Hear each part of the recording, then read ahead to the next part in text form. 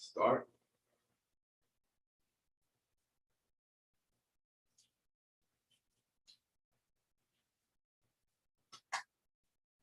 All right. Live on YouTube. Get Jason to put his camera on. This thing goes right to his. I'm reading. This thing goes right to his camera. I'm reading. I'm talking. It should go to my camera. Right to him.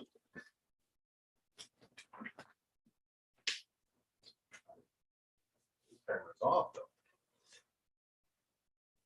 Okay, here we go. All right, good. Let me go to mine. Now mine's up. Great. Why does it do that?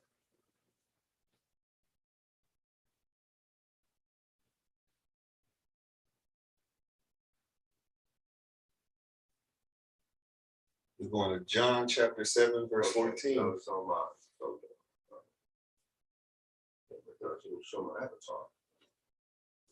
We're going to St. John chapter 7, starting at verse 14. Come on. Everybody there? All right, let me share the screen right here.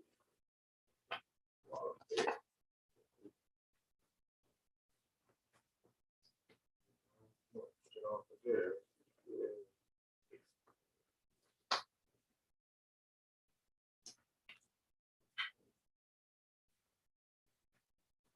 Share that screen. All right, got the screen up. Okay, go ahead, Doc. Okay. St. John's chapter 7, verse 14. Now about the midst of the feast, Jesus went up into the temple and taught. 1 second, I'm trying to highlight it here for everybody to see it.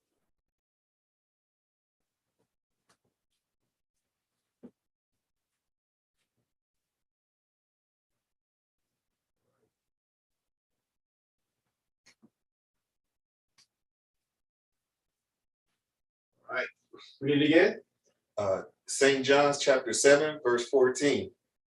Now in the midst of the feast, Jesus went up into the temple and taught.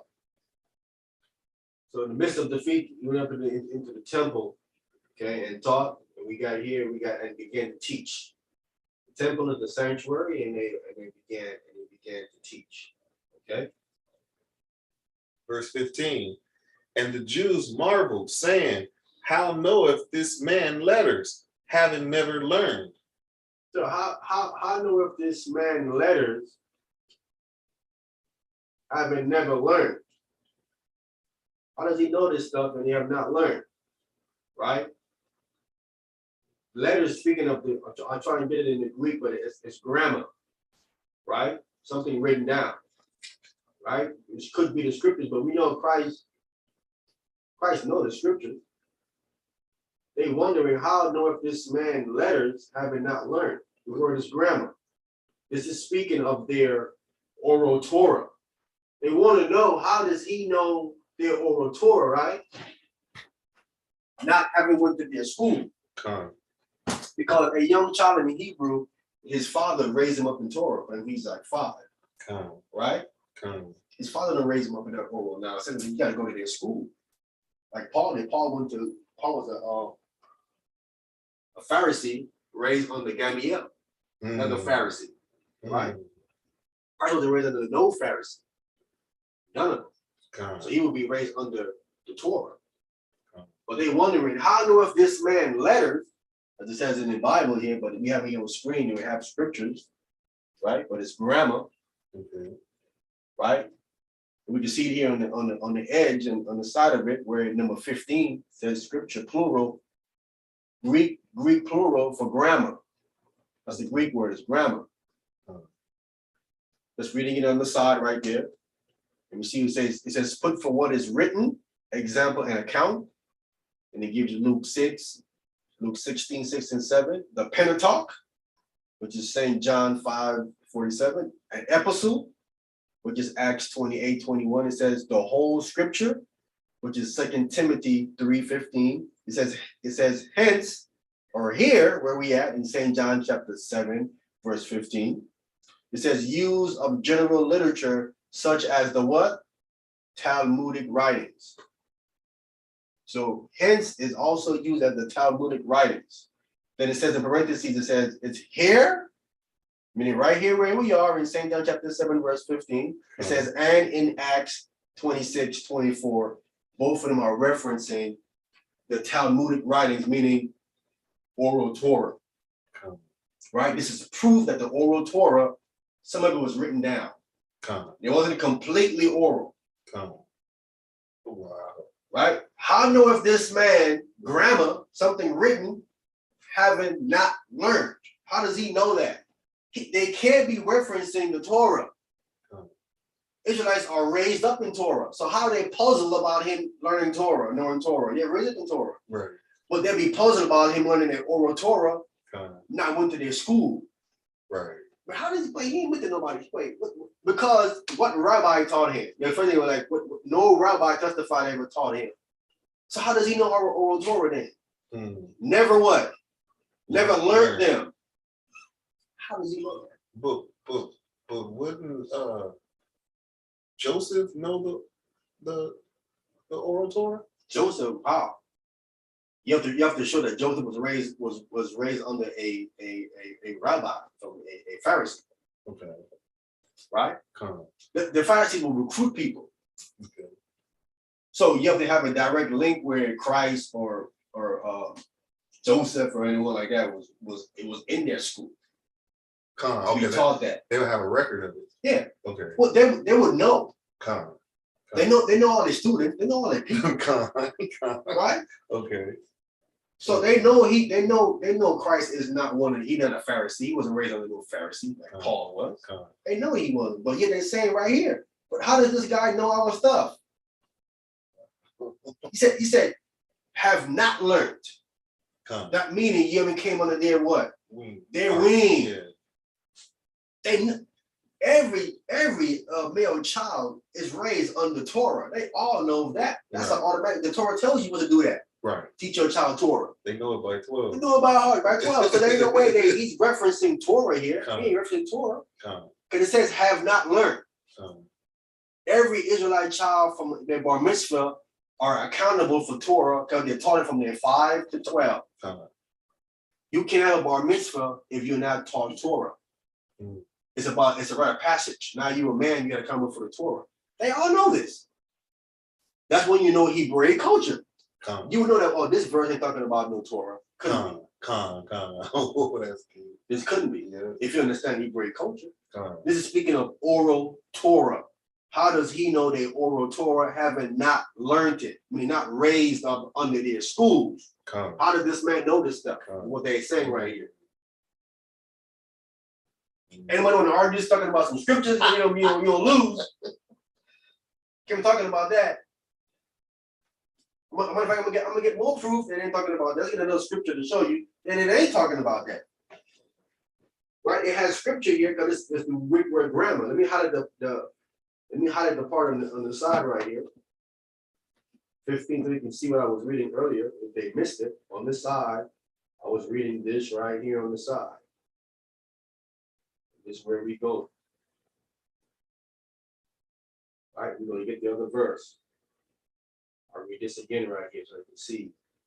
15, it said scriptures. The Greek word is plural of grammar, put by the figure, metome,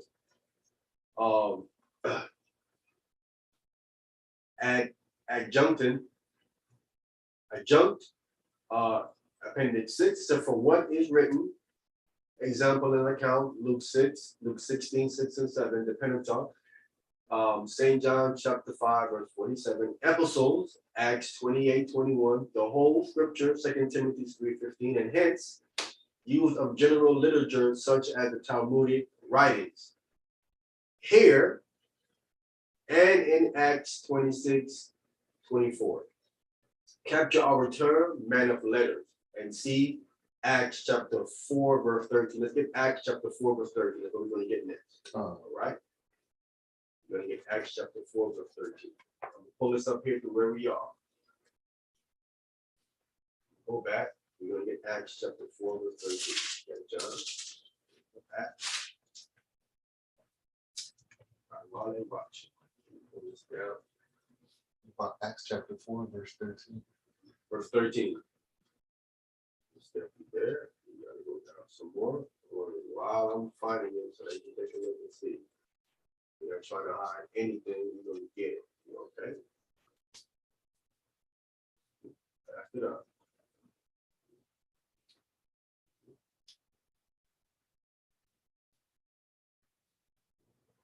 One more slide up. Here we go. Number 9. Should be somewhere in here.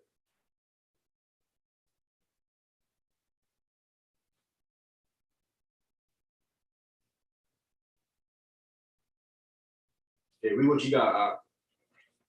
Acts chapter 4, verse 13. 1 second. Let me get this right here. Let's see, highlight one of them. Well, let me blow this up right quick. Let me blow it up.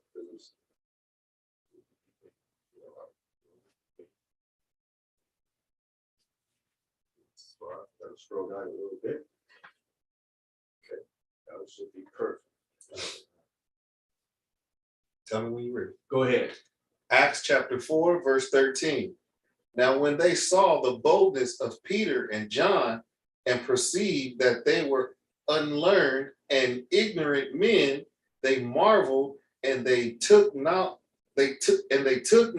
of them that they had been with Jesus. Right. You have it here on the screen. It says here, behold, the outspokenness, that's the boldness of Peter and John, right? They were bold speakers, outspokenness. It says, and perceive that they were, this says here, illiterate and obscure. But the word, we're going to read the word there is grammar, right? It's grammar again. But it's going to add something to the word. It says, unprofessional men, they marvel and they recognize of them that they had been with Jesus. I recognize that they were with Jesus because Jesus spoke boldly, and so are they speaking boldly as well. Right? So we're going to come here and we can see. So we see, we deal with verse 13. Now, when they saw, beholding the boldness, outspokenness, right? You've got a Greek word here, okay? Parkesia. It's parkesia. Well, that's for boldness? Come. Okay. He said they perceive katalambano, unlearned, right? Unlearned. It says illiterate, and the Greek word is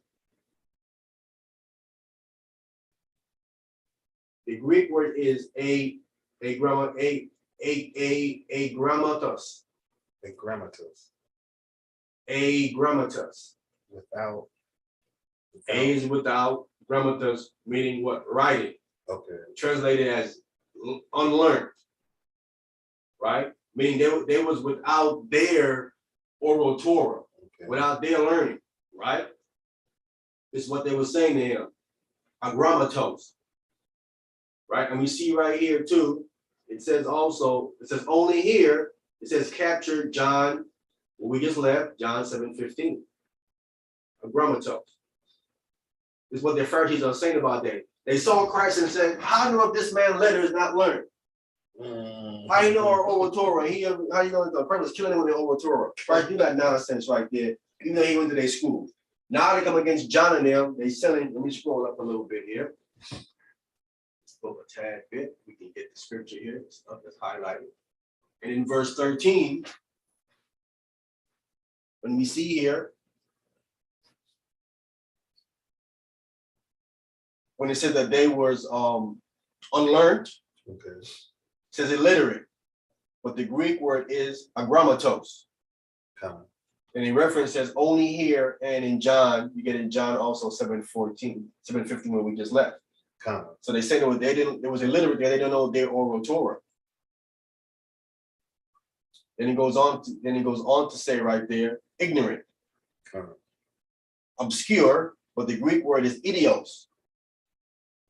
Literally is private, or example, they were unprofessional. Wow. That's what ignorant. That's what they were trying to say here. Ignorant meaning they were unprofessional, right? Okay. The Greek word there is idios. Idios means that's where we get our English word idiot from. Right? So an idiot is unprofessional. Okay. Right? That's basically what they were trying to say, that they're unprofessional because they didn't know their oral Torah. They didn't know their writings, right? They grammatos. They're grammatos. They was illiterate when it comes to the grammatos. But when it came to Christ, the opposite.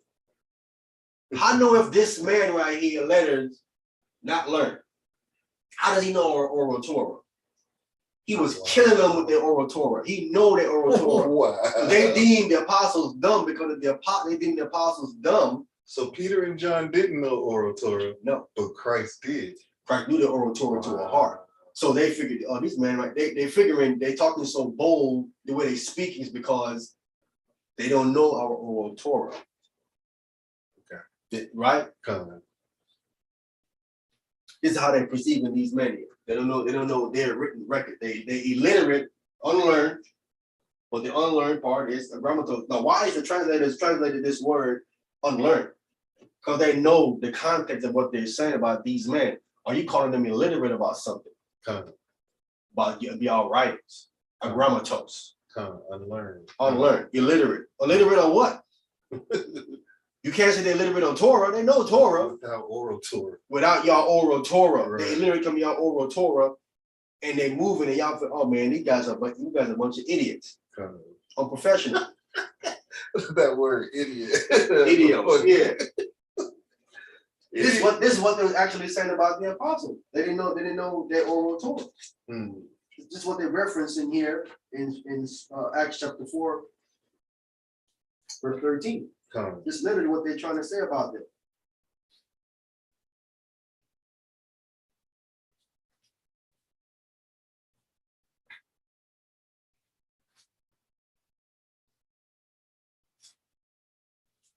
All of these man ignorant, it's all good. And when we go into the again, when you look at this word grammatos, I wanted to try to look it up. And that's Greek, right? That's Greek. Look, this other. Let me stop sharing. I wanted to show the other screen where this word grammatos. When you look, I'm gonna punch it up. I'm gonna show you what it says. Let me stop sharing. I'm showing to you what it says. When you look at this word, watch what it says. It's going to say oral Torah. Watch. Look up the Greek word for this thing.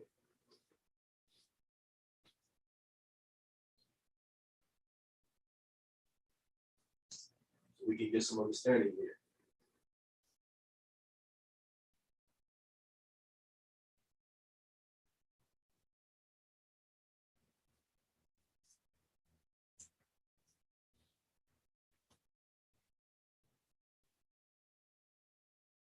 So you can get it in the Bible, that's where I saw it at.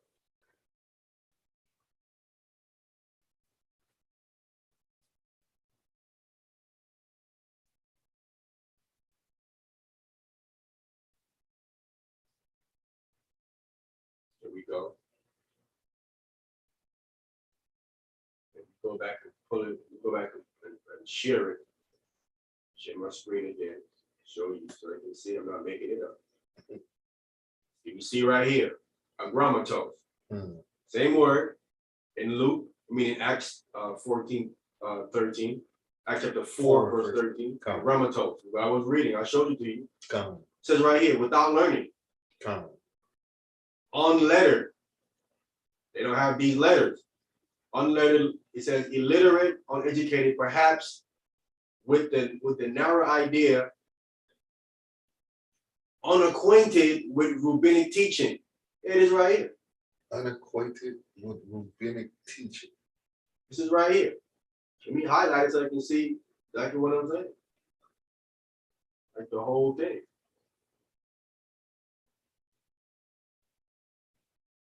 A grammatos. Definitions: without learning, unlettered. Usage: unlettered, illiterate, uneducated, and they even knows perhaps with the narrowest idea, unacquainted with rabbinic teaching. This is the context of what they're saying to them. They are unacquainted with rabbinic, because they're rabbis, right? They ain't talking about Torah. They got to be talking about their teaching, their writing, their grammatos. Unacquainted with rabbinic teaching is what they were saying about them. Right? That's why I was telling you my debate with Vocab Malone. I was telling them that's why Paul was bucking up against it. I said Paul was raised a Pharisee. Paul knew what they was doing. Paul said, no. I know what y'all talking about. No. That circumcision is off. Yeah. That's probably why his teachings is so hard to understand. Yes.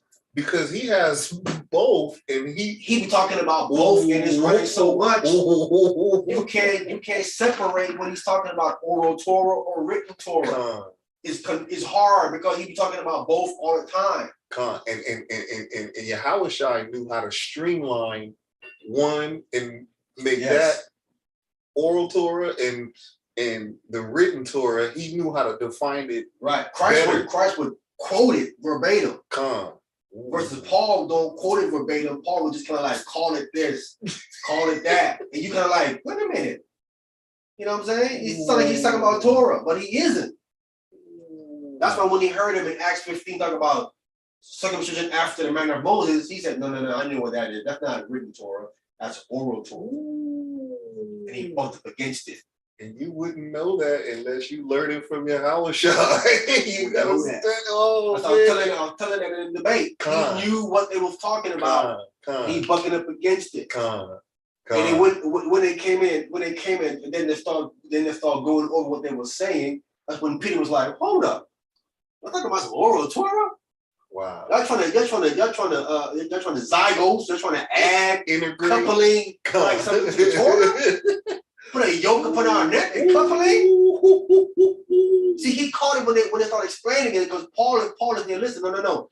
These guys are bringing oral Torah in because Paul is there. Paul told them, listen, they're bringing in oral Torah. They're not talking about no Mosaic law here, written Torah. And that's when Paul broke it down to them. That's when Peter was like, what? Yeah. No. Cut that nonsense out right there. We're not doing that. He says, we nor our father couldn't keep that nonsense y'all talking about. We're not going to do that. That's the law we couldn't keep. Yeah, oral Torah is what he's speaking of, not written Torah. Listen, I can go to the line. That makes so much sense. I can go to the line about Israelites who kept Torah. The Bible specifically said John the Baptist's parents. I'm going further than I'm going back to Abraham. The Bible said specifically Abraham kept. Let's read it. I'm going to see if our fathers couldn't keep it. If what y'all saying is true, then Abraham couldn't keep Torah because it says, which we, not our fathers, couldn't keep. We know that the fathers are who? Abraham, Isaac, and Jacob. Let's see that Abraham keep Torah. Genesis 26, verse 5. Let's see that Abraham keep Torah. If what y'all saying is true, this shouldn't be in the Bible right here. That means Peter's lying because the Bible says something different. Genesis chapter 26, verse 5. Verse 5. We're going to read it. We're going to bring Servant Smith in. Right quick. Oh, Servant Smith, you just missed some brainstorming. We just hit the nail on the head. He's about to be on right now. Oh man. Let me get to him right quick. Shabbat shalom, Mark, you there? Yes, sir. Shabbat shalom. Shabbat shalom. Shabbat shalom. We in Genesis chapter 26, verse 5. Yeah, we're coming out of Acts. So in Acts, Peter says, which we nor our fathers couldn't keep. So if I read where Abraham kept Torah, then I couldn't be talking about Abraham, Isaac, and Jacob. Talking about something else. Something else. Go ahead. This is Genesis chapter 26, verse 5. Because that Abraham obeyed my voice. Abraham obeyed my voice. And kept my charge. He kept the charge. And commandments. And the commandments he kept. My statutes. And my law. Torah. Says Abraham kept Torah. So he came talking about them fathers there. I would even argue and say Isaac kept Torah. Wow. They talking about they white daddy church fathers. Must be. Con. Because the one Peter referencing, if you're talking about the fathers being Abraham, Isaac, and Jacob, they kept Torah. Because Peter said, which we or our fathers couldn't keep. Isaac was righteous too, so he Of course. Jacob Jacob was too. Con. Right? Con. So Jacob kept Torah. Con. Listen, they had to keep Torah. They had to keep Torah to get the promises. Con. They wouldn't have been favored without keeping the. Come on, man. Oh man. Yeah, they kept God's. If Abraham had all those things we just mentioned just now, then we know Isaac had them. Con. We know Jacob had these things too. He would pass these things down to them. Con. Right? Con. As a matter of fact, let's read that this is factual. I'm gonna read it. So you know, so we making stuff up. Con. Making stuff up. We're gonna read it. Let's get to Genesis, the 18th chapter. Okay. Watch what the Lord is saying. Abraham's gonna do this. Are we gonna prove that Abraham passed those things down to his children after him? The Lord said he's gonna do this in the Bible. So they had Torah.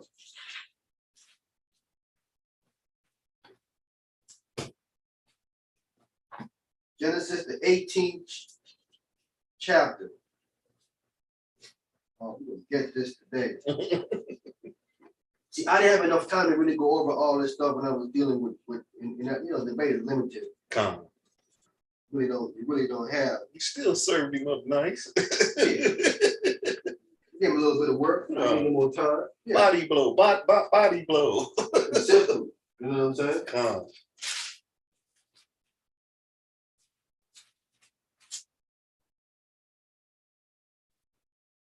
Genesis 18. Let's start at verse 17. Con. Matter of fact, start at verse 16. Con. Genesis chapter 18 and verse 16. And the men rose up from thence and looked toward Sodom, and Abraham went with them to bring them on the way. So Abraham was walking along with these men. Go ahead. And the Lord said, shall I hide from Abraham that thing which I do? So am I going to hide what I'm going to do from Abraham? Go ahead. Seeing that Abraham shall surely become a great and mighty nation, Uh-huh. and all the nations of the earth shall be blessed in him. Go ahead. For I know him, that he will command his children and his household after him. He going to do what? Ooh, command his children and his household after him. So he's going to pass down the laws, statutes, and commandments to his household after him. He's going to command his children and his household after him. Go ahead. And they shall keep the way of the Lord to do justice and judgment, that the Lord may bring upon Abraham that which he has spoken of him. See that? He's going to command them to keep justice and judgment. That's Torah. Con. That what? That he might bring to pass what he said he's going to do with Abraham. Which is give him the land. Con. See? Give him the land. The promise. That's how they get it. They gotta stay within the justice and the judgment of the Most High. Con. So he says, so that he may bring this to pass. Con. So he definitely commanded Isaac after him with Torah Con. and Jacob. And they kept it because it came to pass. That's how we know they kept it, because it came to pass. Con. So there is no way that Peter in Acts 15 is talking about our fathers couldn't keep Torah, when we see right here Abraham, Isaac, and Jacob kept Torah. Wow. So what they couldn't keep had to be oral Torah. Con. And the father, they're talking about not the fathers he's mentioning. He's mentioning when they came back after they came back out of the Babylonian captivities. Those fathers, those men.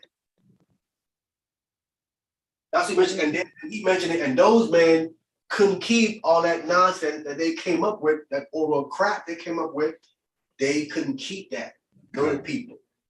Hey, Amayan, brothers, do you see how we can see that these brothers, they either don't know Yah or they think he's an evil father. Because what type of father would put you on punishment for something he told you to do something he know you can't do it, and then he gonna punish you for it? What type of father would that be? So Right. if that's how they looking at him, I mean, they looking at the wrong type of father, man. That is horrible. But that's where they logic fails them because they swimming under they smart. Now we see this thing clearly. I'm like, no, you can't see this thing clearly because what you say would make no sense. You're calling God crazy. What you actually really saying? Exactly, bro. And that's what that's crazy. They call him crazy, but I don't even think they see that. They don't. They do not even see it. Go ahead, Izar. And every teacher everywhere give you the answers to the test before they test you. Khan. Yes, sir. Yes, sir. Man, Torah ain't hard to keep. These guys are just lying, bro. It's You're basically lying, bro. Stop it. Oh my! They don't want to discipline themselves. They don't want to do it. Listen, let me stop with this foolishness, bro. Keeping Torah is like brushing your teeth, taking a shower. You need to do these things. Go ahead. And I'd rather discipline myself so the Father don't have to do it. But if you don't do these things, you're not gonna live. Period. How are you gonna live? How does that make any sense? You're gonna go commit adultery, you're gonna go commit murder, you're gonna steal, lie, you're gonna live. What none of that? Try not doing that. Yeah. It's that simple. Come on, man. How you gonna live like that? That's death. I ain't saying temptation don't exist. I do understand temptation, but that's where you gotta stick to your scriptures. Brother, we have a Mashiach Yahushua as an example of temptation. When Satan tempted him, what did he do? He constantly quote Torah on him. He's constantly quoting it on him. He was perfect. So again, be clear. Let me go back because the word of the show that was good. Our brother told and what they was talking about. When Peter said that, that's what he was talking about. Oral Torah. If a brother tell me they can't keep Torah or they don't want to keep Torah, I can't trust them because, bro, you might steal out my house. You telling me I just got to steal? I just got to look at your wife? That's what they saying. Like I can't help myself. Right. The flesh made me do it. Right. Can't trust them kind of brothers, man. So now we get the kind of thing of what Paul was fighting against in Acts 15 was oral Torah. Because they're claiming what it says right here, brother. It says after the manner of Moses. I said circumcision predates Moses by at least 300 years. How can circumcision be after Moses or after Moses' manner? How is it possible it predates him? Because what you're doing, you're trying to apply Moses' name to something so people can do it. Now, if I made up some type of rules right now, right? How would I get people to keep it? Man, I would have to say either thus saith the Lord said to do this, right? Or I would say, well, the Messiah said this. This from the Messiah. Something like that, right? I got to put someone's name on it so it can be valid. Validated, right. It has to be. You put Moses on it back then, and they said, oh, must for Moses? No, we doing it. Oh, we doing that. We doing that. Because they all believe Moses spoke to God. So they're going to do it. So when these people today, they just miss it.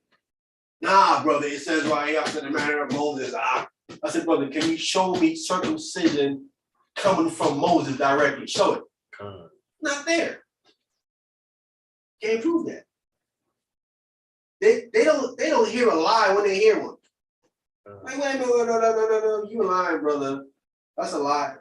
Why? Because circumcision did not originate with Moses, but that's how I know that's a lie. You can't sit up here and tell me that circumcision originated with Moses. You can't tell me that because it's a lie. All right. So let's go to Romans 2. Let's get more of this letter because they claim up now. Oh, the letter killeth. The letter killeth. The oral Torah killeth. Keeping that nonsense, they ain't up in hell. Keeping that crap right there. They love going to these chapters in Romans 2. So we're gonna start at verse 1. We're gonna get Romans 2 and let's go through this stuff here because they love to butcher this chapter right here to the maximum. Get some clarity on Romans chapter 2 for them right quick. Let's get it. All right. Tell me when to go. Starting at verse 1. Romans chapter 2 from the top. Therefore thou art inexcusable, O man, whosoever thou art that judges, for wherein thou judgest another, thou commandest thyself for condemnest thyself, for thou that judgest does the same thing. Right, you can't go judge someone for something that you're doing too. You're condemning your own self. If you condemn him, you condemn you. You got no excuse. You cannot tell nobody to stop smoking cigarettes if you're smoking cigarettes. Can you do that? It's just dumb. Hey, brother, you going to hell smoking cigarettes. But be like, you smoke cigarettes too? You going there too? What are you talking about? Go ahead. But we are sure that the judgment of God is according to truth against them which commit such things. Right. God ain't partial because you told him to stop and he's going to spare you and you doing the same thing. No, you going there too. Go ahead.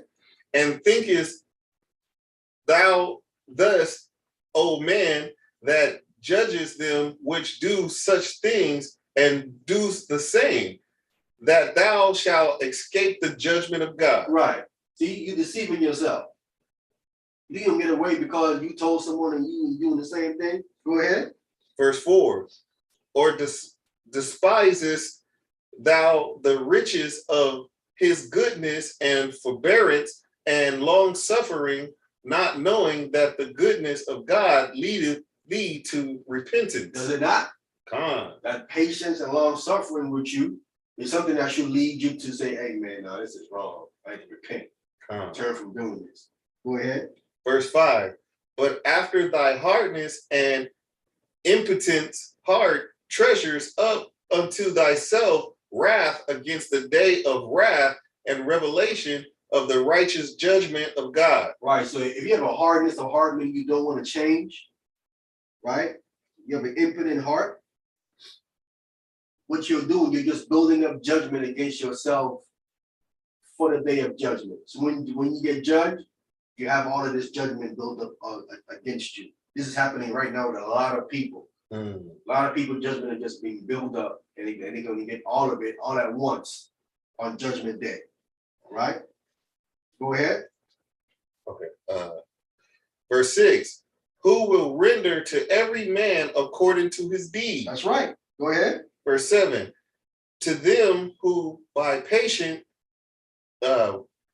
continuance and well-doing seek for glory and honor and immortality, eternal life. See, by well-doing.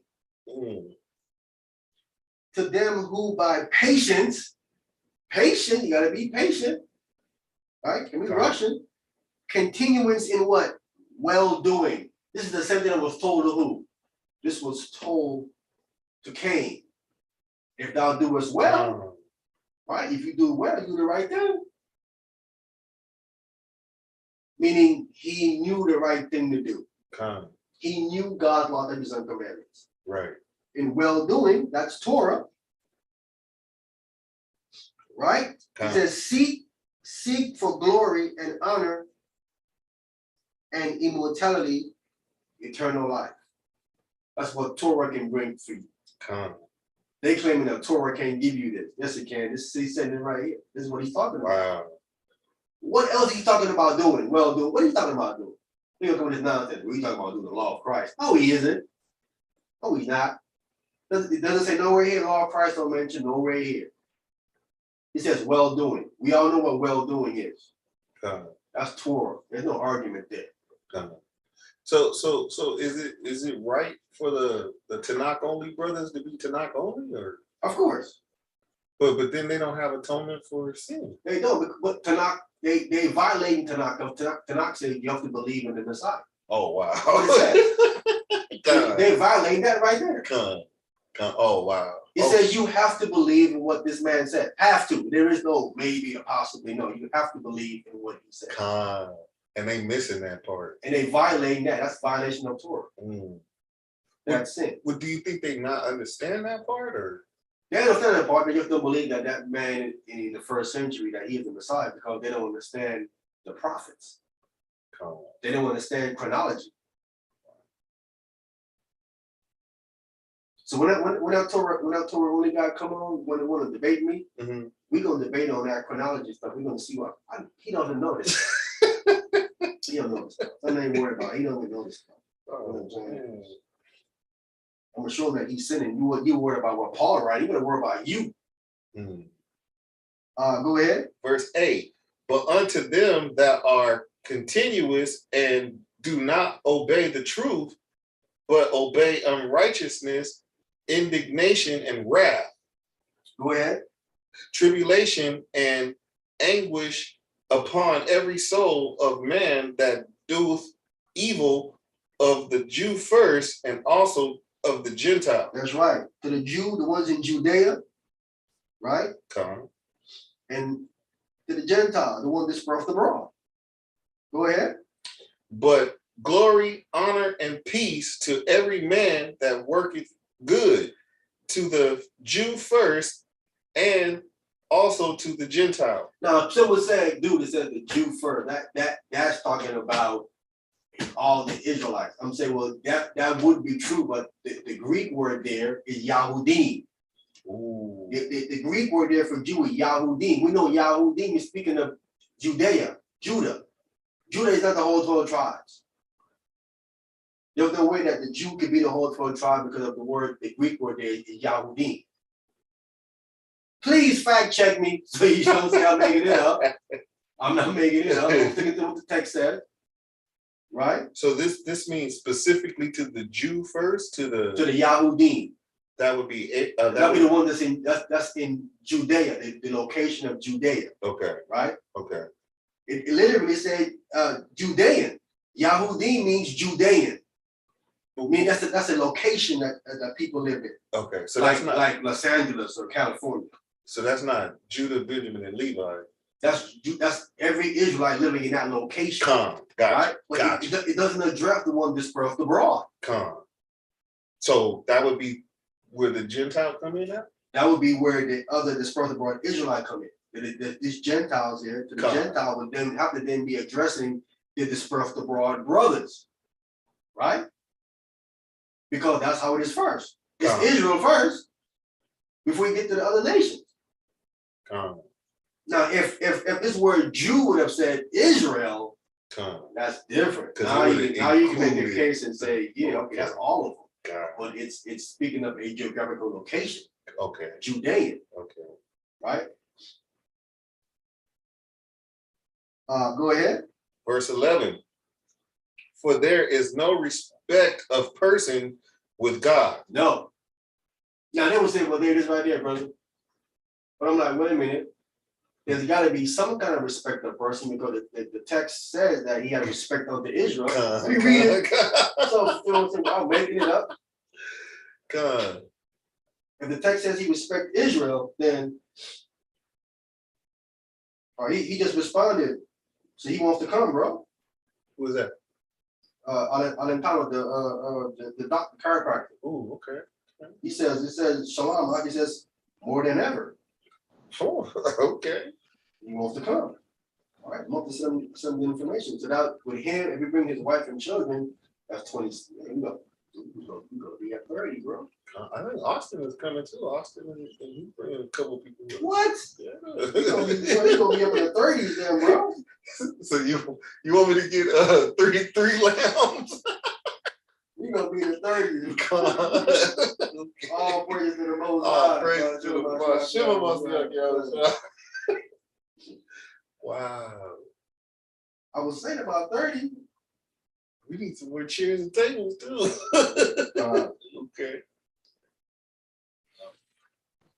Hey, they ever respond to when that scripture in Romans where it says, "What advantage have the Jew much in every way?" What is their response to that? I've not heard them respond to that yet. I gotta ask him that one.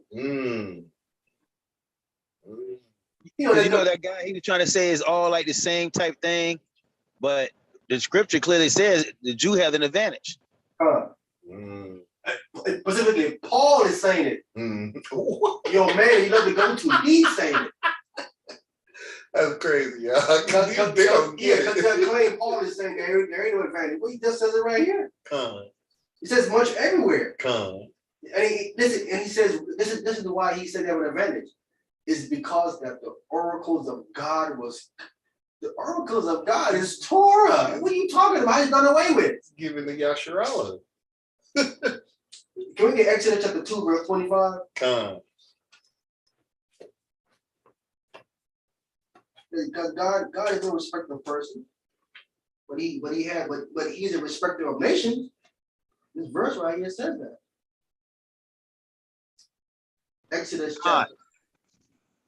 Exodus chapter 2, verse 25 says it.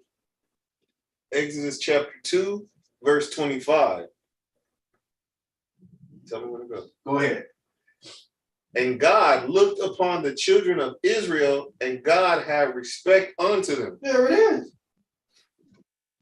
He's a respecter of nations. We see that clearly. From the time from the minute he went and he drowned the Egyptian army. God didn't have to drown them. God can make the water go back and then stand on the other side. He left it open on purpose for them to go in there and get drowned.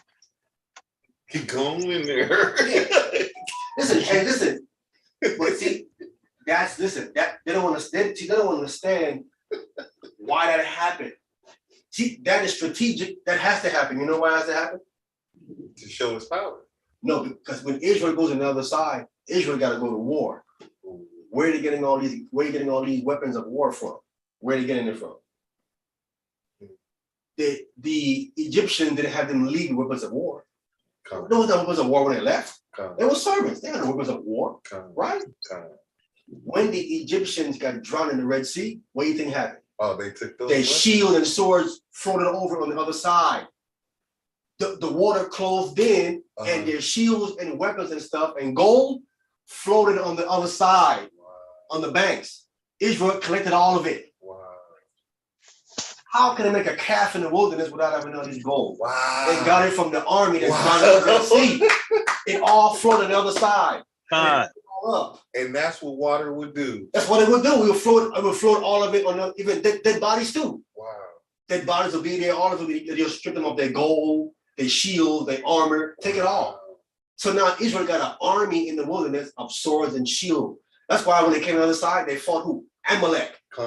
Because now they got weapons of war. That's why God said, you know what? I got to drown y'all because my people need some weapons of war to fight. Beautiful bring out. Oh, praises. I didn't see that, bro. Purpose driven. Wow. They didn't even see that stuff, bro. It's a purpose why he did that, because they need those things.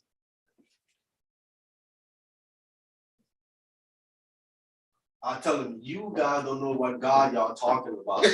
Y'all don't know what God y'all talking about. Y'all need to read this book again. Because y'all missing. You think God's gonna drown for no reason? He did that for a reason. All right, let's go back to Romans. Let's finish up with chapter 2. They love to butcher this chapter here. Get back to this chapter, bro. Okay. So now they know why they was drowned. That's why Israel needed that stuff, that jewelry to make that calf with the swords to fight Amalek in the wilderness and to fight them wars to go take the land. They wasn't doing kung fu. They weren't kung fu with their bare hands. They had swords and shields, man. All right, we back in Romans chapter 2, verse 12. Come. Okay, Romans chapter 2, verse 12. For as many as have sinned without law. Let's go slow right here. We get this. For as many as have sinned without Torah, go ahead. Shall also perish without law. You're gonna perish without the Torah as well, right? Go ahead. And as many as have sinned in the law. Sinned in the Torah, go ahead. Shall be judged by the Torah. You're gonna be judged by the Torah. By the law, sorry. By the law. I got you. Torah, same thing, right? Now, if you die, the first part it says, if you sin without the Torah, you didn't know, you're gonna die without having known. Right? You just didn't know. And that means God has a clause for ignorance. Clearly. But it says if you sin in it, you get judged by it. There it is. It didn't say if you die without it, you're gonna get judged by it. No, you just die without it. You just didn't know. Right? And that's where we come in. That's where we come and teach the Torah. All right? Go ahead. Verse 13. For not the hearers of the law are just before God, but the doers of the law shall be justified. Right. So here I pulled this verse here on Vocab Malone. Right? Because he left to go to another one and said, you can't justify. I said, well, what about this verse right here where Paul said the law can't justify? So well, Paul is talking about, he's talking about something else. He ain't talking about that. What are you talking about? But I don't know. But he ain't talking about what you're saying. Expound on it then. What are you talking about? Man, he doesn't mean that. He doesn't mean justify. You talking about, I say, here we go. This Christian semantic you bringing up here now, bro. They don't want to admit that it's talking about Torah right here. All right, go ahead. Verse 14. For when the Gentiles which have not the law. So for the Gentiles which have not written Torah, I'm gonna get specific what I'm talking about. That's the dispersed abroad, brother. Go ahead. Do by nature the things contained in the law. Do naturally the things contained in the written Torah. Go ahead. These having not the law. These that didn't have a physical copy of the written Torah. Are a law unto themselves. They are a law unto themselves, meaning they are a walking Torah. A law to themselves, they are walking Torah. Why? It's because it says that they are doing this thing naturally. That's what it says. It says do the things that's contained in the law, meaning they're doing it naturally. They becomes a walking Torah to themselves, right? Meaning that what? They don't need no one to tell them what the Torah says because they're walking it out naturally. They are a Torah to themselves. So these would be the Israelites that have the law written on their hearts. It's going to say it right here. Oh, wow. It's going to say it right here to confirm what I'm saying is true. Go ahead. Verse 15, which show the work of the law written in their hearts. See that? It shows the works of the written Torah written in their mind because they're living it out. This is a proof that we're dealing with the renewed testament. The renewed testament has been made because Paul is coming across dispersed abroad Israelites who are living out the Torah. Hey, you remember the conversation earlier this week? This would kind of prove that the new covenant is already established then, right?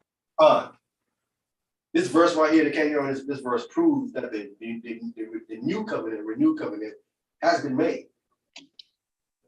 Paul was going out, coming across dispersed abroad Israelites, and they was naturally keeping Torah.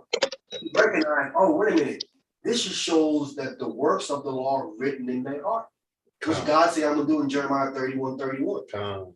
Because he said that they don't have the law. He said, but when they do it naturally, they are a law to themselves. And it's proof that they have the new covenant written in their hearts. Go ahead. We have verse 16? 15. Finish on 15. Okay. What's up, buddy? Their conscience also bearing witness, and their thoughts, the meanwhile accusing or else excusing one another. Right. So they're going. It's a tug of war right there. But they're winning them because they're keeping the Torah. Right? Go ahead. Verse 16. In the day when God shall judge the secret of men by Jesus Christ according to my gospel. According to the gospel. They're going to judge them according to the gospel. The gospel is the law and the prophets. This is what Paul was teaching. When he says my gospel, he's speaking of him teaching the law and the prophets. That's the gospel. Go ahead. Verse 17. Behold, thou art called a Jew. Let's go real slow. You are called a Judean. Go ahead. And resist in the law. And you resteth in the law. Go ahead. Law. And makest thy boast of God. You boasted about the Most High. Go ahead. And knowest his will. And you know his will, what he wants done. I mean, God wants written Torah done, not oral Torah. Go ahead. And approvest the things that are more excellent, being instructed out of the law. Clearly, the things that are more excellent comes where? Out of the written law. Right? Being instructed out of the written law. Go ahead. Verse 19. And are confident that thou they self are a guide of the blind, and a light of them which are in darkness. See, keeping Torah and teaching it, you become a what? A light to them that are in darkness. Like we were saying last week about Christ being that light. That lights the other light to the other nation. That light. He's giving them that information, that knowledge, that Torah. Listen, the other nations, they didn't know about no Torah. Let's keep their old pagan practices and traditions. Right, go ahead. Verse 20. An instructor of the foolish, a teacher of babes, which has the form of knowledge and of the truth in the law. Right? So you instruct those who are foolish, not acting wise. You're a teacher of babes. Babes are what you call students, beginners, right? Which has the form of knowledge and of the truth contained in the law. Go ahead. Verse 21.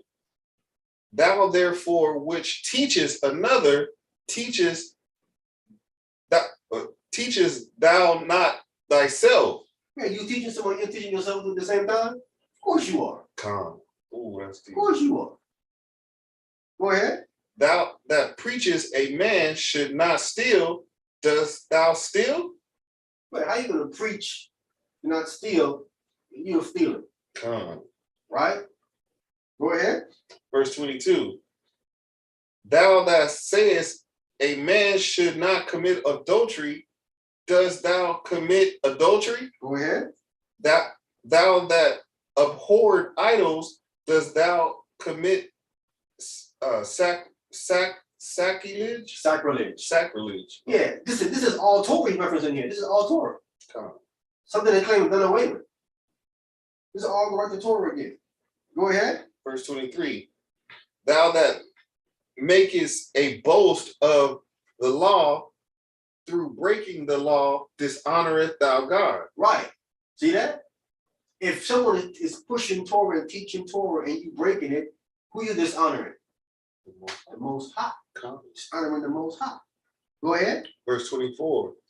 For the name of God is blasphemed among the Gentiles through you, as it is written. Now, how would that make any sense if he was writing to real Gentiles? Wow. That verse would make no sense right there at all. Wow. He said the name of God is black. Now, first of all, the non-Israelites would not know God's name unless the Israelite that's among them saying his name. But it says God's name is blasphemed among the Gentiles. That's where Israel dispersed abroad. It says, as it is written. As it is written, I'm going to disperse you among the Gentiles. And among them, when you're doing all these things, violating God's laws and Torah, God's name is blasphemed among these nations. It says, through you as it's written. I mean, that's the Romans. These Romans would have to be dispersed upon Israel. This verse would make no sense. Go ahead. Verse 25. For circumcision verily profiteth, if thou keep the law, but if thou be a breaker of the law, thy circumcision is made uncircumcision. Clearly, right?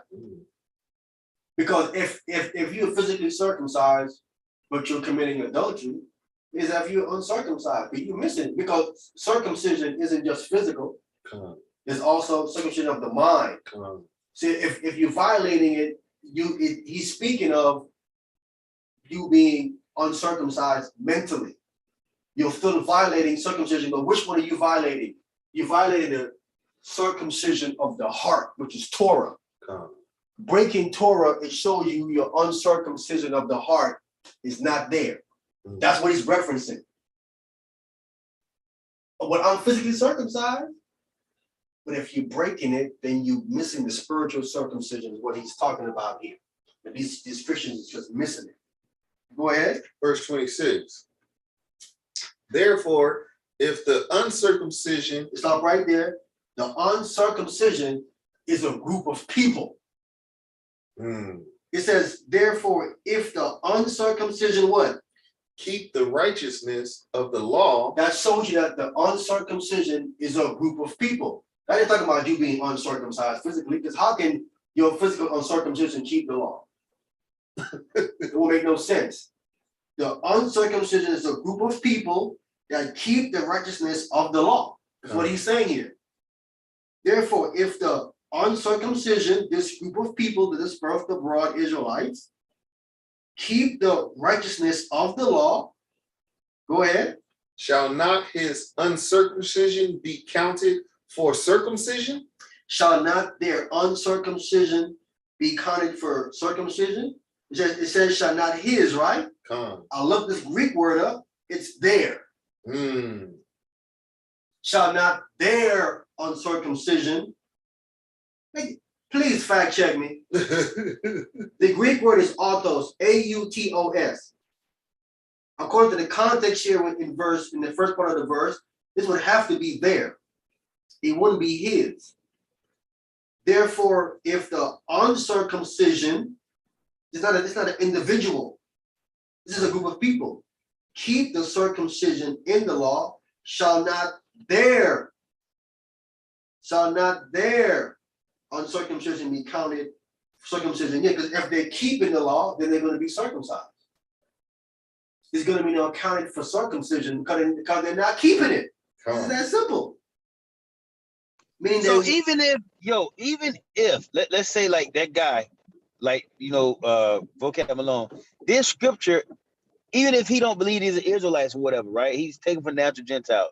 He would have to say that Gentile, he would have to concede that they have to keep the law right here. Have to. You would have to. You have to concede that. Good stuff. Good stuff. All right, go ahead. Verse 27. And shall not uncircumcision, which is by nature. Uncircumcision, which is natural, right? You know what I found too, bro? This is crazy. This is crazy researching, but I need more information. I'm like, I need to dig into this stuff. He said it's true or not. Do you know that there's information out there that's saying, claiming, I don't know what true it is, I'm looking into it. They're saying that Moses was born circumcised. Whoa! Yeah. Maybe that's why they try to call it the circumcision of Moses. Wow. Yeah, that's what they say when they looked at him. They was like, I think the mother or somebody said like he was blessed or something like that because they looked at him and they seen he was different. You saw that he was a goodly child. Wow. A goodly child, yes. Goodly child. Wow. They said he was. They named a few people who thought that was born circumcised. They said they think Adam was made circumcised. Yeah, I heard that before. I read that one. Wow. I gotta look into that. Mind blown. Already. Born circumcised. Crazy. Wow. Crazy. That's a fact. Go ahead. Did I finish 27? No, read it again. Okay. And it shall not uncircumcise, which is by nature, if it fulfills the law. Judge thee, who by the letter and circumcision does transgress the law. Clearly, right? So shall not uncircumcision, which is natural. It says, if it fulfill the law. If it fulfill the law. Fulfill the law meaning you gotta go get circumcised. Right? That meaning that they're now circumcised. The uncircumcision is now circumcised because it says if they fulfill the law, that meaning you have to be keeping it. That meaning getting circumcised. It says if it keep the law, judge thee? Of course they're going to judge you. Why? It said, because who by the letter and circumcision do transgress the law. So if they're keeping it and you're not, they're not able to judge you. Why? Because they're not doing what you're doing. They're not violating the law like you are. Now they're able to judge you. Right? Go ahead. Verse 28. For he is not a Jew, which is one outwardly. So a Jew, a Judean or Jew isn't one outwardly, right? Meaning what? Publicly, plainly recognized. He's gonna think what he's speaking about, right? Outwardly, meaning it's plain to see. Brothers today be talking this nonsense about they know what tribe they're from. No, you don't know what tribe you're from. You don't know what tribe you're from. It ain't plain that you from Judah, you plain from Benjamin, you plain from Levi. You don't know what tribe you're from. Back then in the first century, you could have, because they kept the records. But it isn't the one that's plainly, clearly, I didn't open. Go ahead. Neither is that circumcision which is outward. Neither is, it said, now he's comparing, it says, neither is the circumcision which is also outwardly. Circumcision, he's talking about what? The physical circumcision. That's outward circumcision. That shows you that there's an outward one and there's an inward one. Neither is that circumcision that is outwardly as well. In the flesh. In the flesh. So that's speaking of physical circumcision. Right? Go ahead. But he is a Jew, which is one inwardly. But he is a Jew that is one inwardly. Inwardly. The Greek word here, right? Kauptoj.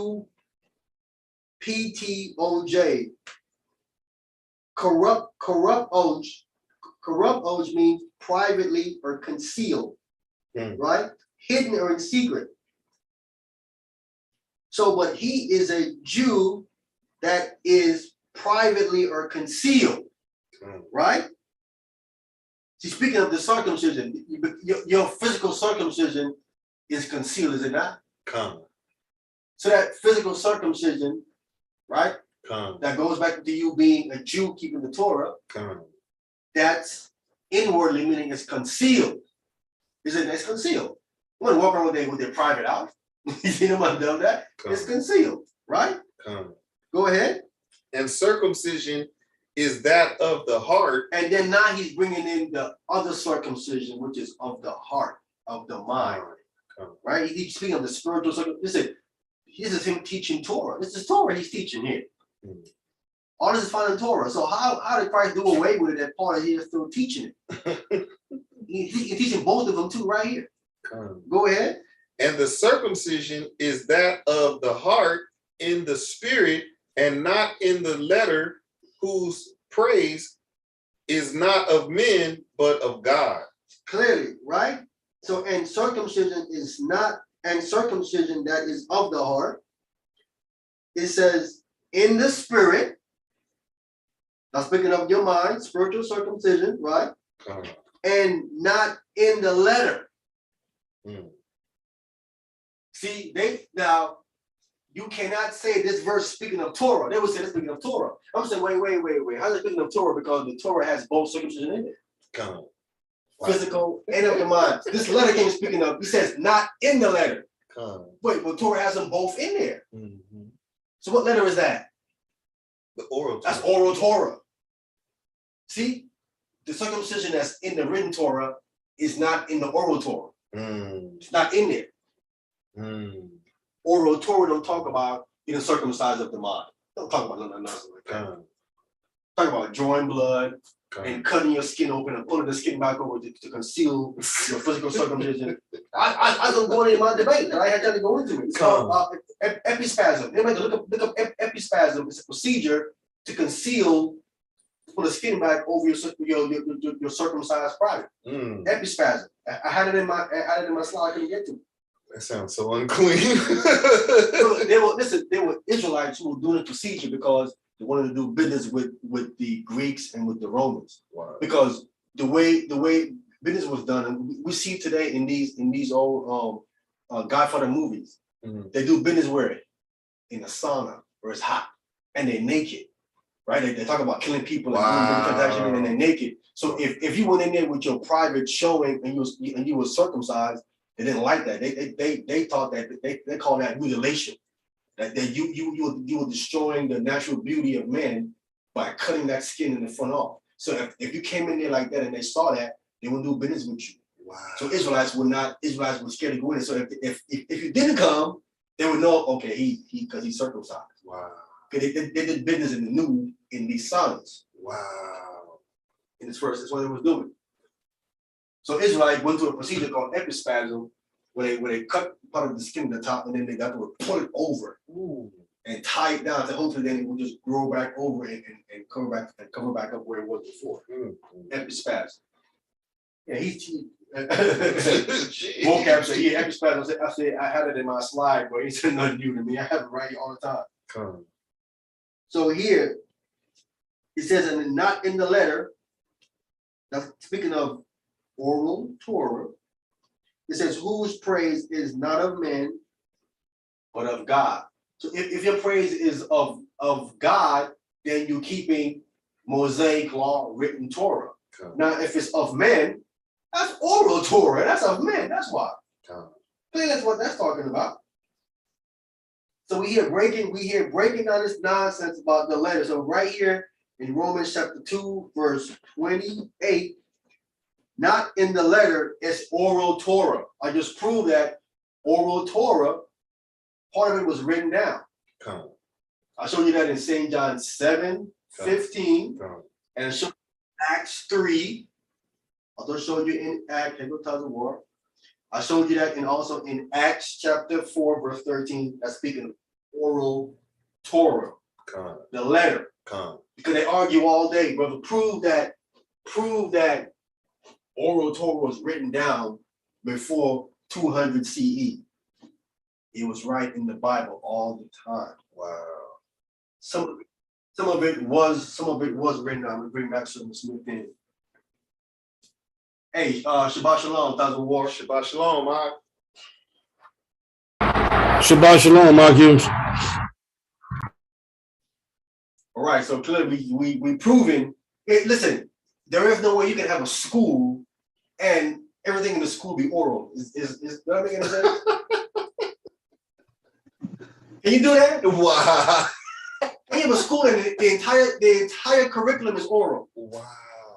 There is a class I took in high school called speech class. I mean, that's pretty much oral. Yeah, but you had written material though, didn't you? No, not really. What you mean? You say the whole class is just taught? Pretty much, yeah. Like I mean, if it was written, we had to write our own speeches and stuff like that. Yeah, but like, you know. But that's what I'm trying to say. Something was written at some point. Oh yeah, right. Okay, yeah. At some point, something's written down somewhere. Come. Right. If you wrote your own speech, you write something down. Right. If you're gonna have the entire curriculum from A to B, and everything is just oral. No. At some point, you're gonna write something down. He can write on the board. Is he not? He can write something down. He can sit there and just talk to you. That's therapy. Because we only learn what 10% of what we hear or something like that. If they talk the entire section, that's counseling or therapy. Wow. That's not going into no good lesson like that, bro. You need something written. Listen, you're gonna forget it. I guarantee you. Gotta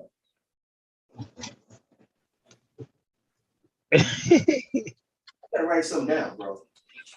And then think about, man, just if you tell 10 people the same thing, bro, in a couple hours, that thing twisted, bro. That fish was a whale. You ain't lying. Right? The fish I kind of first down, well, it was green. It was green. He said it was blue. Hey, and you know Israel, we love the ad lib too. Man, we'll be twisting the thing up.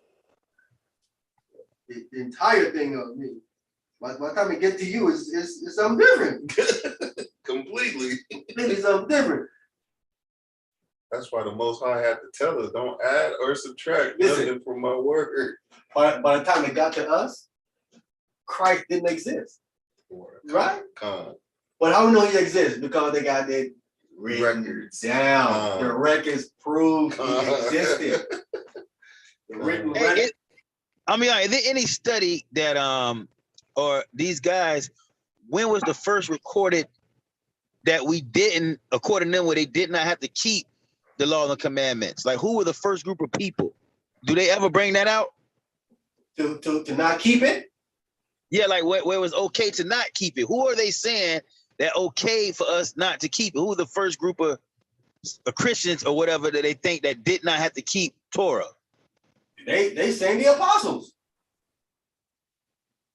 Oh man, I didn't know that. Wow. Because in Acts 15 they claiming that how that they call that yoke the Torah. You adding a yoke to the disciple that we are Father going to keep. So they're saying you're trying to bring back Torah on us. So no, we're really keeping Torah. So in Acts 15 they claiming that right there is showing you that they was not keeping Mosaic law. And they followed Christ, and Christ kept the law.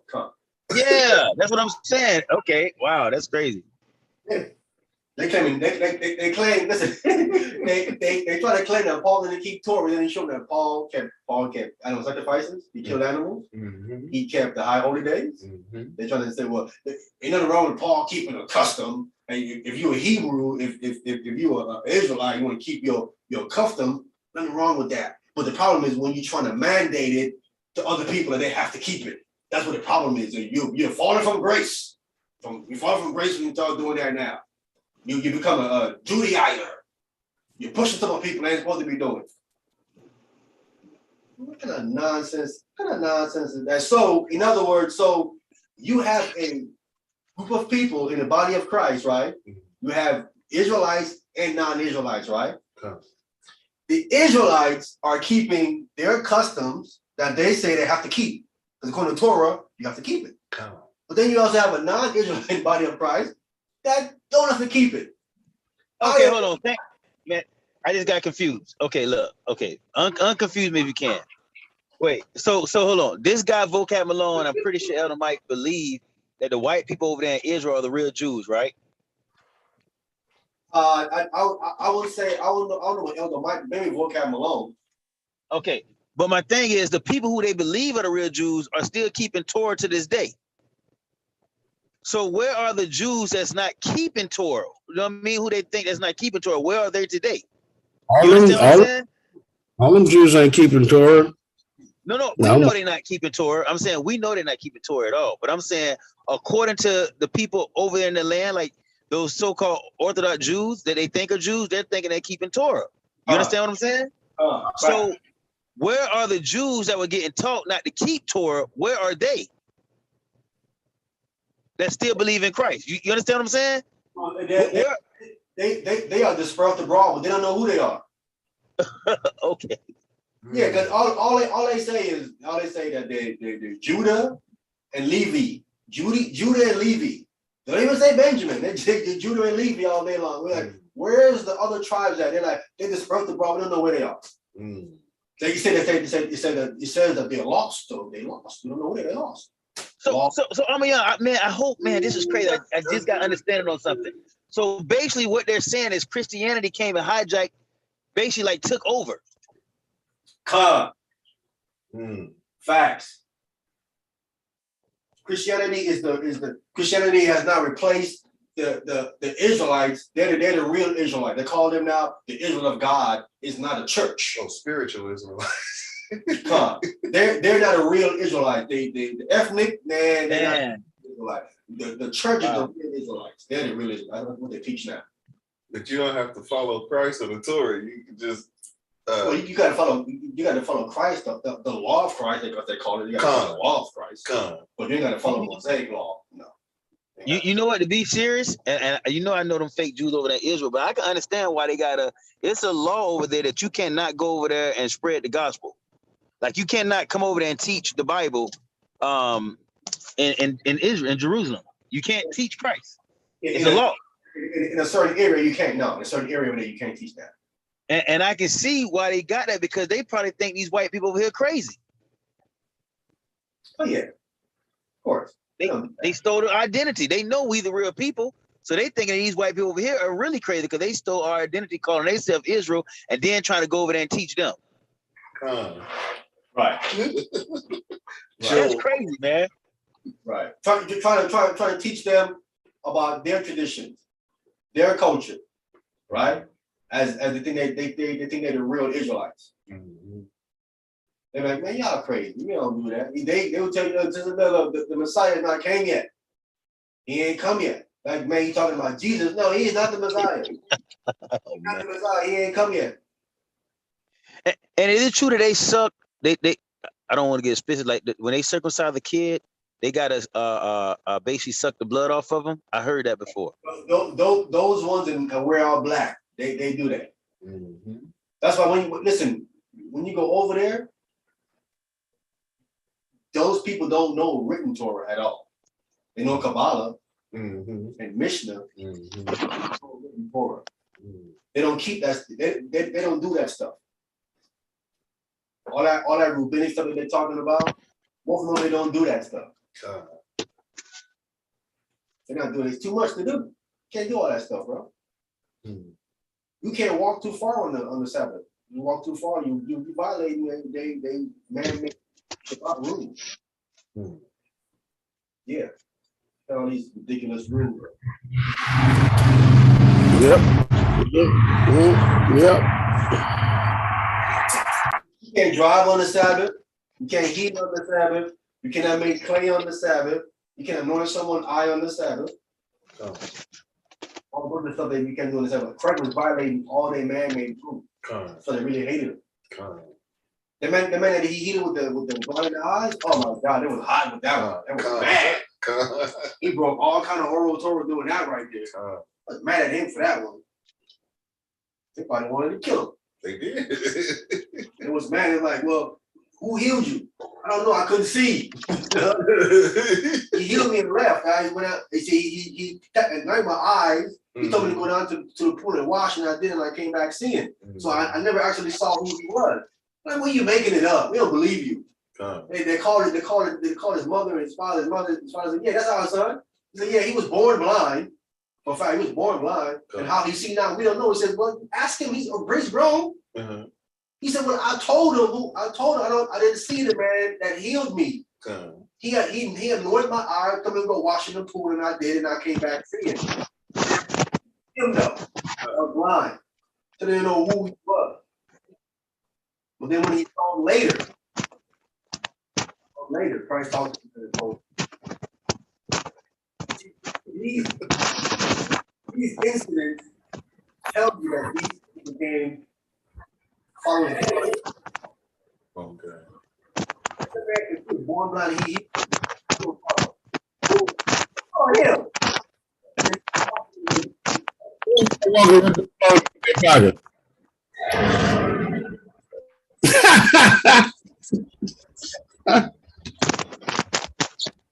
Does a war. Is that your background is like that? No, walking with the phone in their pocket.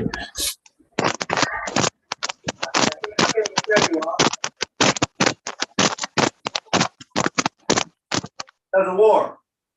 There you go. Your background. That's not somebody walking with their phone in their pocket. That's you?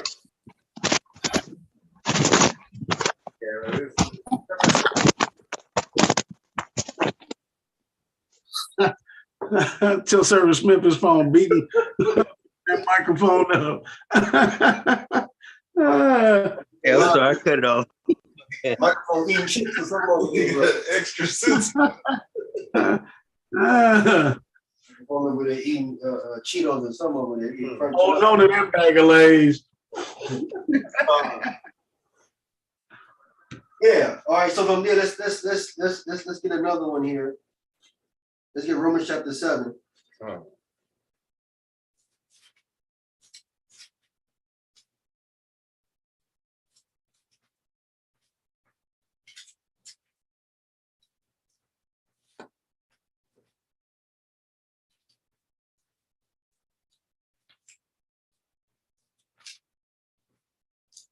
Start at verse 1. Con. Romans chapter 7 from the top. Right. Know ye not, brethren. Know you. Come on, man. Can we stop with this foolishness right here? How is he talking to non-Israelites? No, you not. Who does that? They'll be strangers to Paul. No, you not, brethren. Go ahead. For I speak to them that know the law. How does non-Israelite at this point would know the law? How? How would they know it? Would make no sense. He's speaking to who? To them that know the law. That would eliminate non-Israelites immediately. Come. That's what we're speaking to here. Go ahead. How that the law hath dominion over a man as long as he liveth. So how the heck did Christ do away with it when he's saying right here, the law has dominion over you as long as you're breathing? Wow. When will that ever stop? When you stop breathing. That's when it stopped. It didn't stop when Christ died. Because if it did, he would say it right here. Said the law have dominion over a man as long as he's breathing. How did these Christians miss these verses here? Now, once I read this to that Tanakh only cat, fucking that nonsense about how Paul teaching against Torah. Explain this verse right here, brother. He says Torah have dominion over the language you're breathing, he says. How is he teaching against it, making a statement like that? That would include him. Shot yourself in the foot. All of the foot, the head, the brain, everything else. I'm telling you what you're talking about, bro. Don't understand this brother writing, saying a whole bunch of nonsense. Go ahead. Verse 2.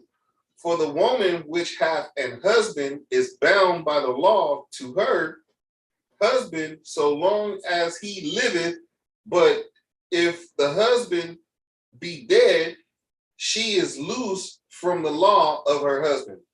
So she is locked into this man as long as this man is alive, right? The only way out the marriage is death. Only way out, right? Going to show you again that the situation with the law of Moses, not the law of Moses, accurately the judgment of Moses about the divorce clause, that's not from the Most High. You can't divorce your woman. It's permanent. Marriage is permanent. You can't do that. That's why Christ came and corrected that. Christ said, no, that's wrong. That's all.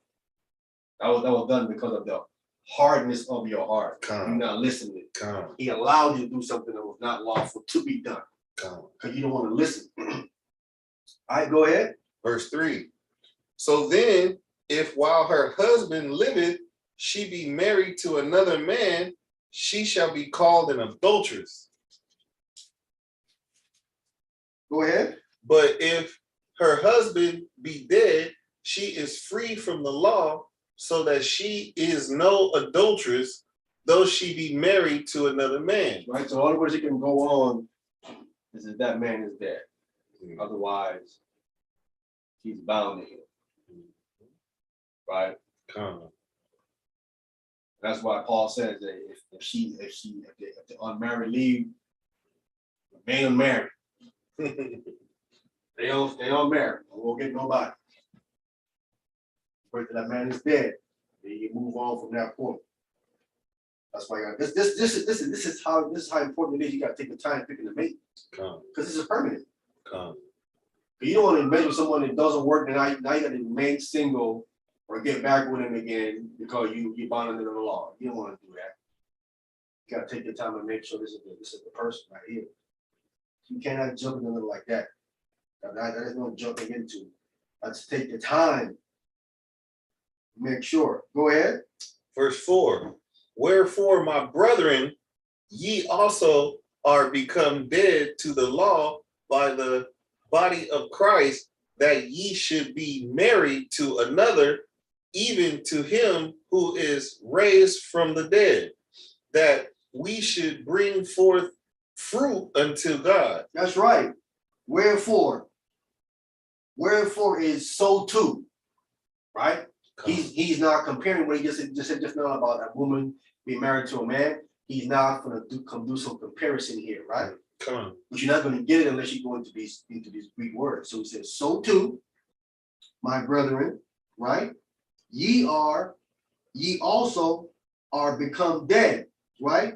Meaning were put to death, right? To the law by the what? By the body of Christ. What? That ye should be married. The English word married is the Greek word ginomai. Ginomai. That's what he translated as married, that you should be ginomai. Ginomai means transferred to, a transitioning, right? You're transitioning from one to the other, right? It's a transitioning. Who are they transitioning to? Who are they transitioning? Because the text tells us that the Israelites were married to who? The Most High. The Most High. Who are they transitioning to now? Hamashiach Yahushua. They're transitioning to another. Because he died. Remember, we were dead in that contract. We violated it. He died and took our place. So now we're transitioning to Hamashiach Yahushua. We're not marry him, right? But the other Israelites that don't believe, they're going to die and come back. And that's why the text said, I'm going to make a covenant with them in the wilderness. So they go back there. I'm going to now make another covenant with to marry them. It's the violation. All right? But there should be the married is transitioning from one point to another, right? Transitioning to another, even to him that was raised from the dead, that's Christ. That we should bring forth fruit unto the Most High God. Right? That's what Paul is saying here, accurately. Go ahead. Verse 5. For when we were in the flesh, the motions of sin, which were by the law, did work in our members to bring forth fruit unto death. Go ahead. But now we are delivered from the law, that being dead wherein we were held, that we should serve in newness of spirit and not in the oldness of the letter. Right?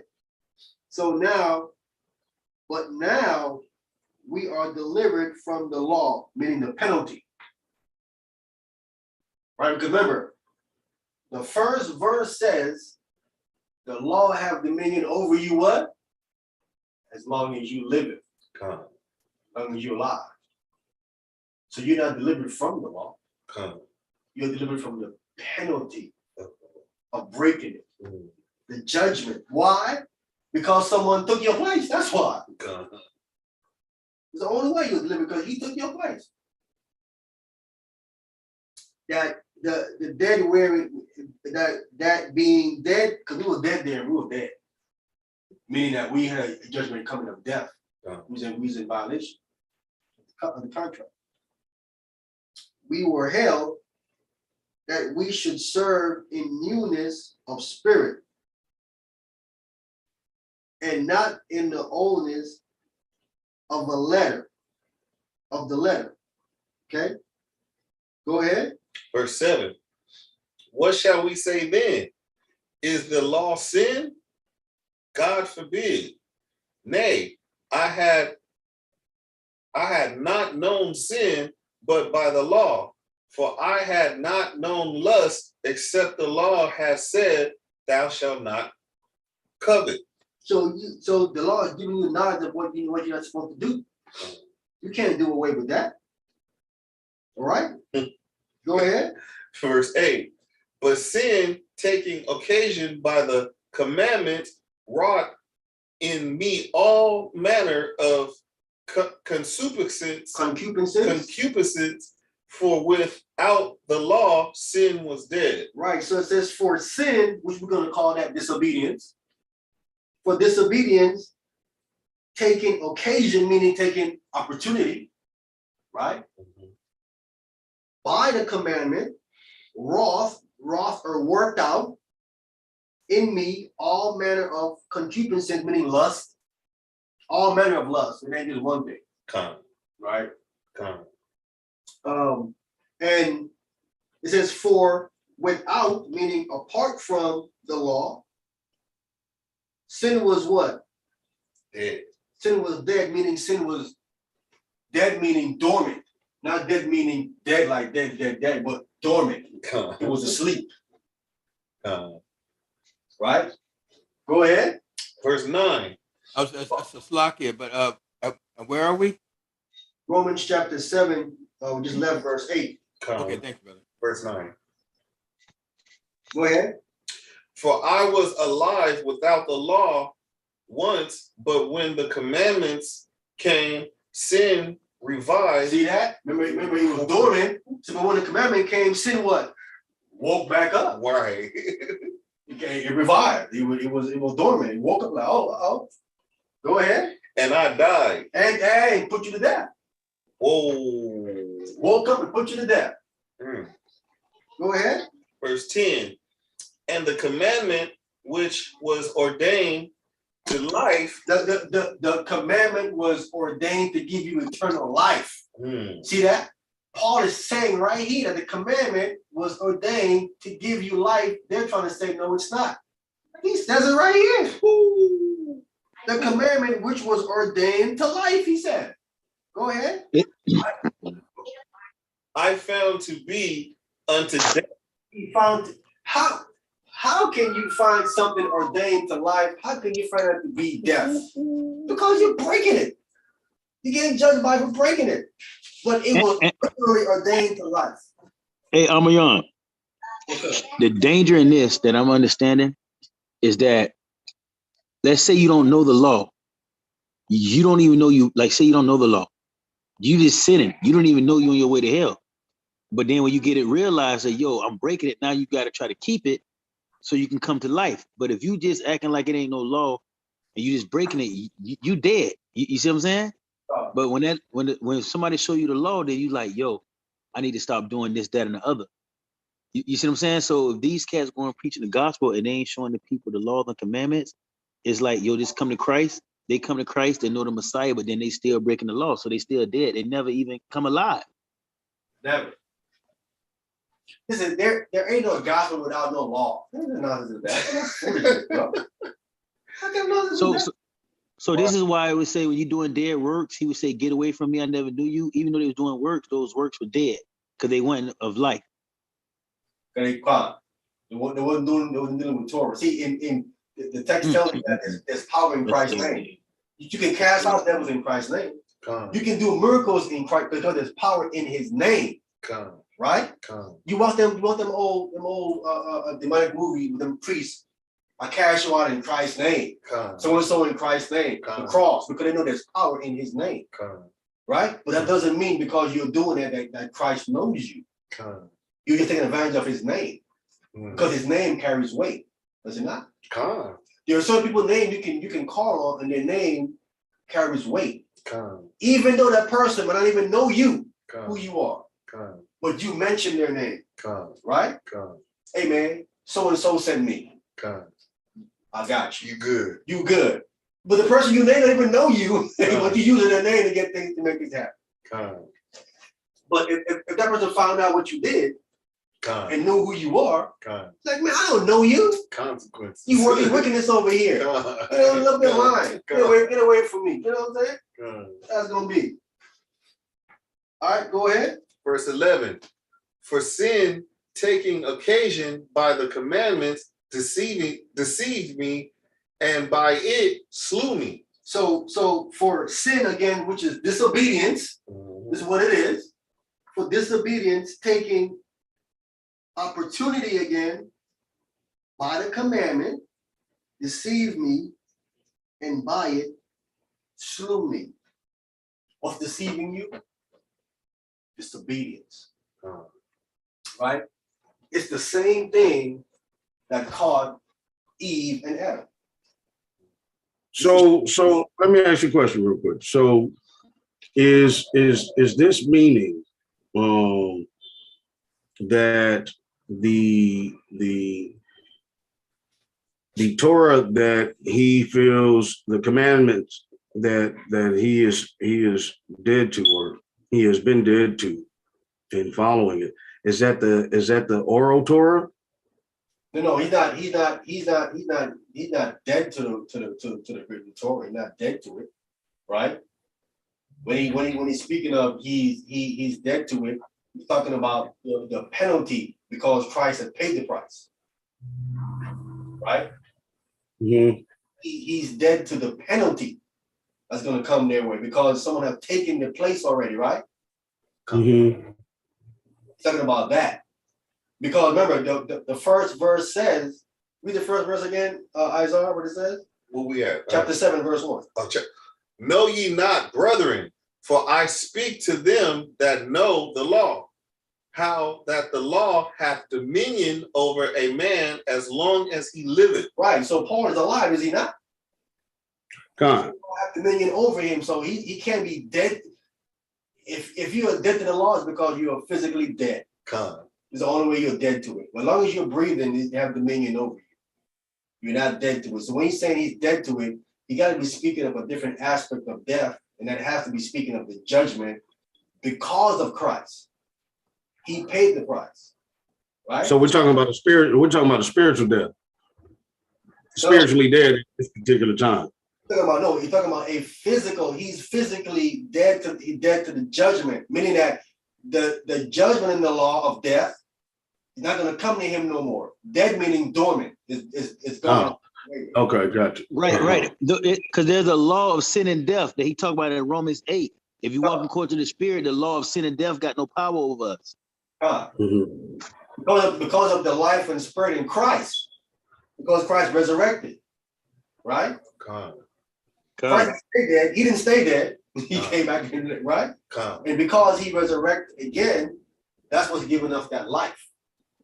Us following him. He's paid the price. Mm-hmm. So now that's how you're dead to the law, meaning the death penalty in the law is when you're dead to. Because you no longer have to go ahead and die.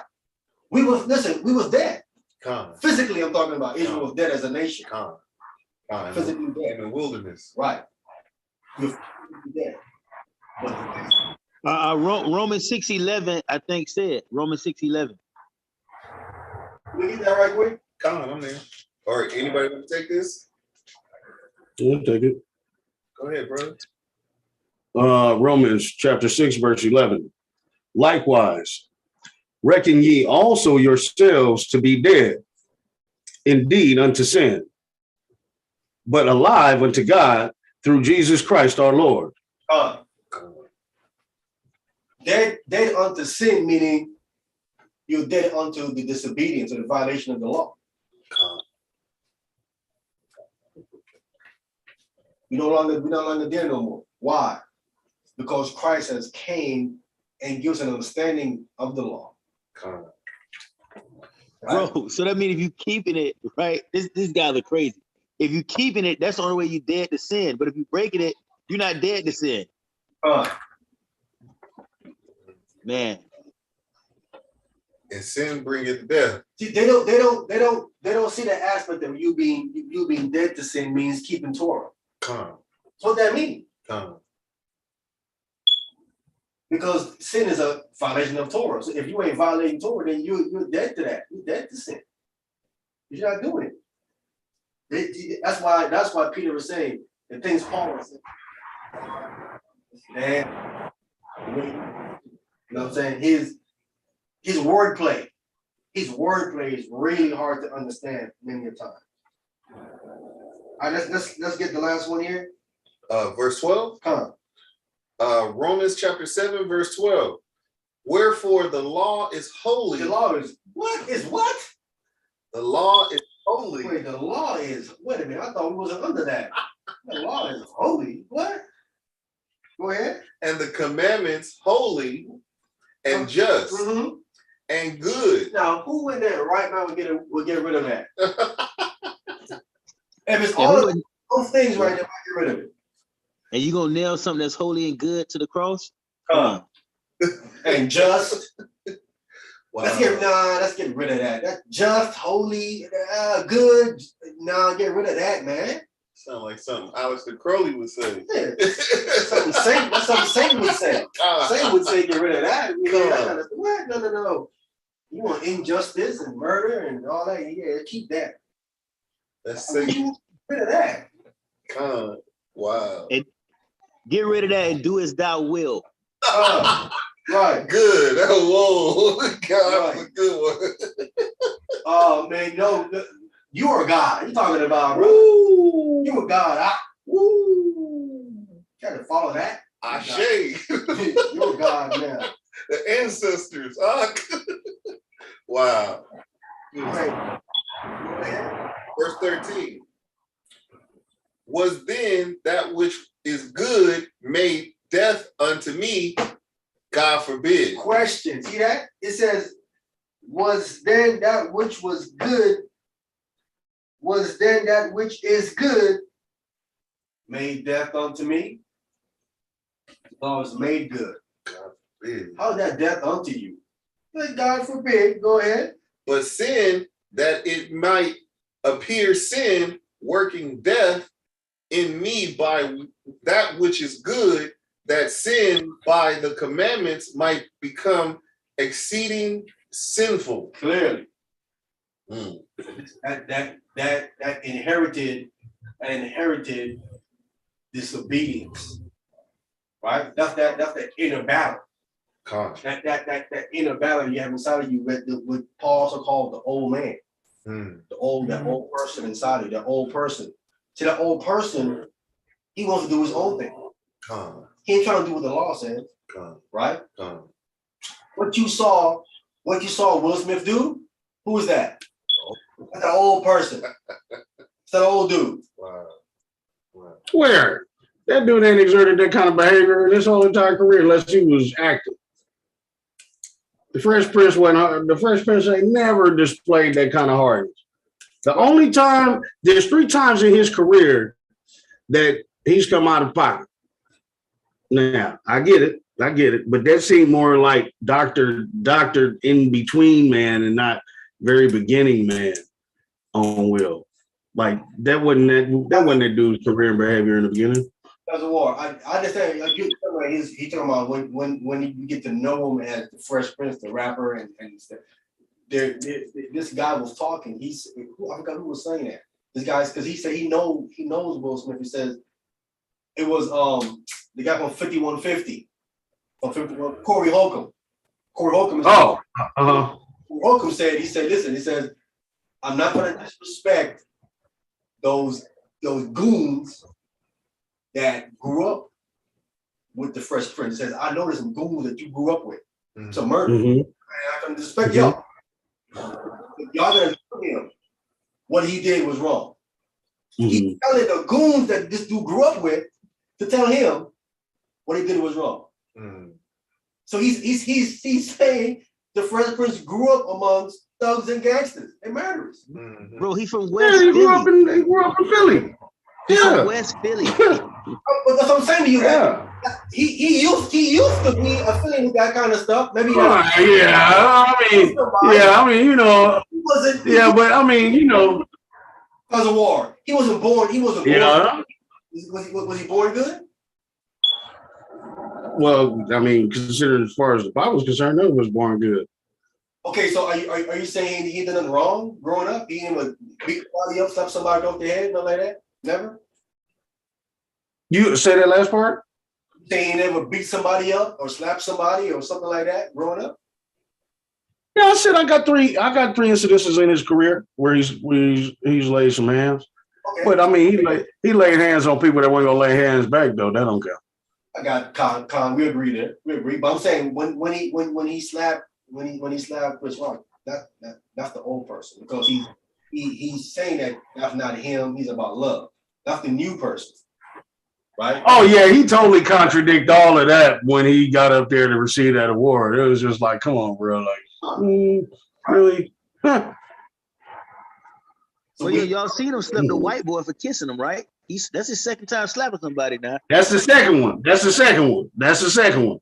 The first one was after he did Muhammad Ali, and they had a family interview. And he went off on one of his family members, and they had to cut the feed. Okay, well, there you have it.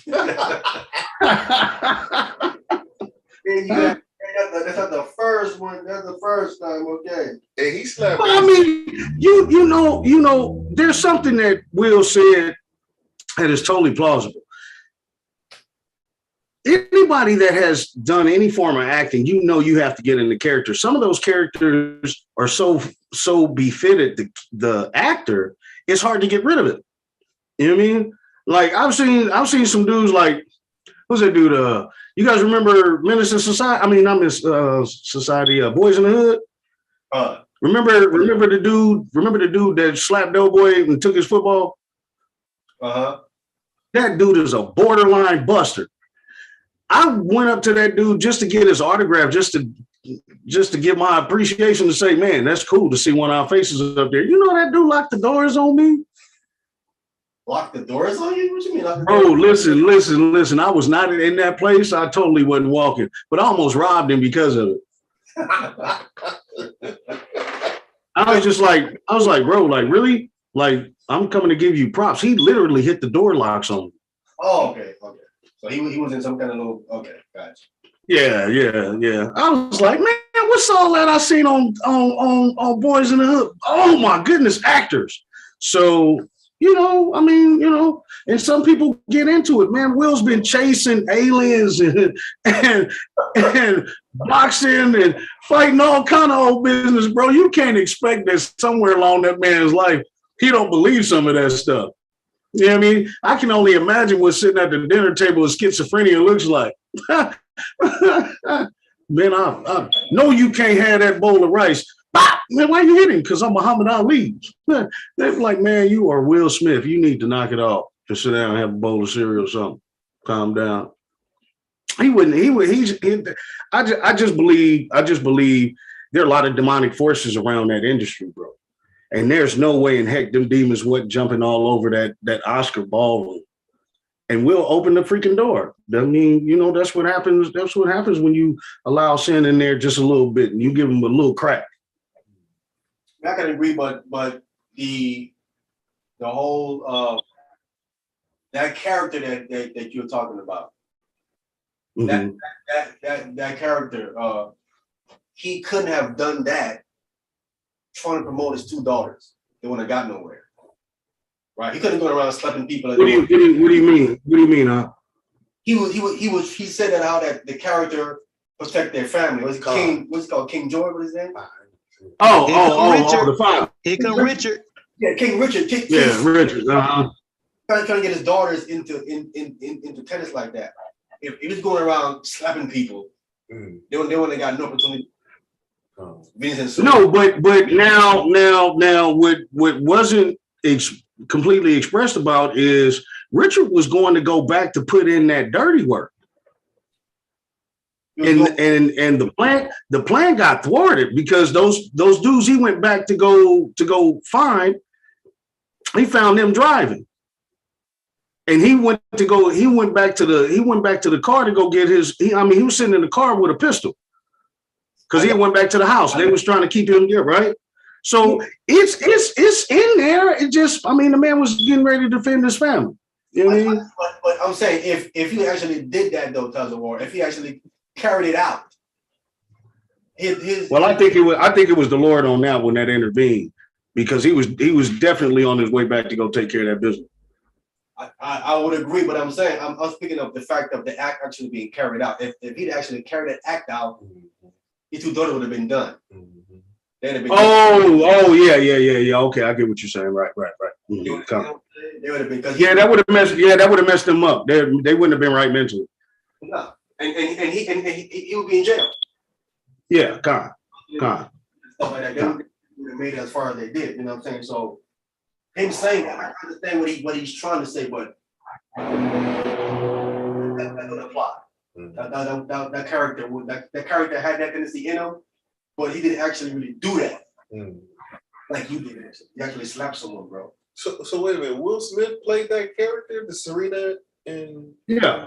Yeah. He was a daddy. Yeah, that's how he won the Oscar, man. He won the Oscar for playing that role. Well, I mean, I didn't see the whole movie, but they said he did a good job. You know what I'm saying? he did an awesome job. Hey, but you know that Richard Williams, you know, he tweeted out, he said he don't condone violence. Like he didn't like what Will did. No, nobody liked what Will did. I mean, honestly, for real, if you was gonna be that gangster, you should have waited till the thing was over, confronted Will to the side, because that was I sent you guys an article out this morning. And so apparently Chris had been beckoned to not do that before. I think it was the 2006 or 16, something like that. But in either case, it was just a few years back, so I think it was 2016. In either case, he asked him not to do it. He addressed Chris not to talk about Jada several times. So it wasn't just because of that particular comment. He had been the last time they had Oscars, he cracked jokes on Jada. And so he and Jada asked him not to do that anymore. So, I mean, there is always a right and a wrong way to do everything, bro. But I mean, if people have asked you, you know what I mean, they come up to you personally and ask you, back off. You know what I mean? Back off, bro. Like, that's part of your profession. You should be able to do and bounce off. Do you know what Chris Rock said back then? The article said that he had made a comment about. Well, what he said was, I'll tell you what he said, because what happened was that year that particular year, like because Will did Concussion and he wasn't nominated, whatever. So Jada decided to actually boycott the Oscars. So and he said, "How you gonna boycott something you wasn't invited to?" Right. I mean, which is true. I mean, come on, man. I mean, yeah, but you know what? I mean, it's that's part of who you are in that profession. You're a professional comedian is able to improv and use anything. You understand what I'm saying, bro? If you had exited that joke, it would not have killed your career. It would not have said you were not the comedian this country has painted you up to be. You understand what I'm saying? Kevin Hart, anybody else would have found another way to come about that. You understand what I mean? But it's just like, who's that? Aries Spears on the Corey Holcomb show? None of y'all know about that? Yeah, oh my goodness. But yo, black on black crime is real. I don't care how much money you got. It is. But when somebody's asking you to back off, bro, that's what that means. Like, at the end of the day, I know me better than you. I know what I can handle. I know what I can't handle. If the man next to you is telling you he cannot handle that, that means to freaking back off. Because if not, what the Bible says to agree with your adversaries quickly. You don't have to believe what he's saying, but you're trying to keep from escalating anything. You understand what I'm saying? Let's be honest. When you tell when black people we chewing each other, when you say back off, man, we go harder. We finna go off for the kill. Well, okay, so then the individual cannot be upset at the ending result. Why not? Because if I've asked you to back off and you haven't, and you find yourself pressed up and folded up against some stuff, you can't get mad at me. Man, I asked you to back off. Let me ask you a question. Yes, sir. When did Will ask Chris Rock to back off? Several times beforehand. Like when? Yeah, I just told you. One in 2016, and before this Oscar. I don't know if that's true, brother. Like you know what I'm saying. Like I don't think that's true. Like I mean, but anyway. Well, that's. Like, I mean, I'll send you the article. You can read it. But those were the. It was one of I think it was either one of Will's friends or Chris's friends were expounding on why that initial incident took place. And so they spoke about the time previous before where Chris Rock had been addressed about telling jokes about Jada or using Jada as a platform for one of his jokes. You're saying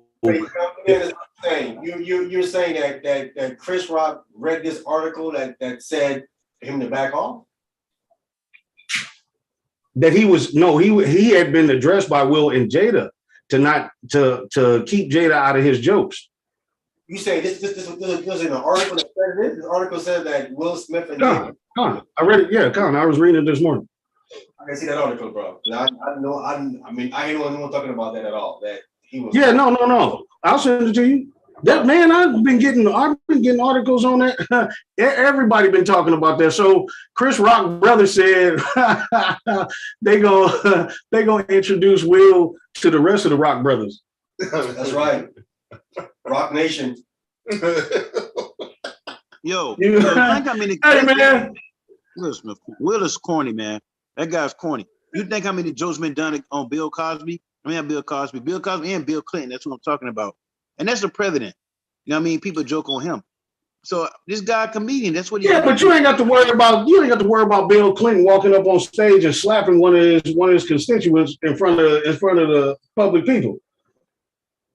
Yeah, but I'm not saying Bill don't even have the heart to do it. I'm just saying, just to show face, he's not finna do that.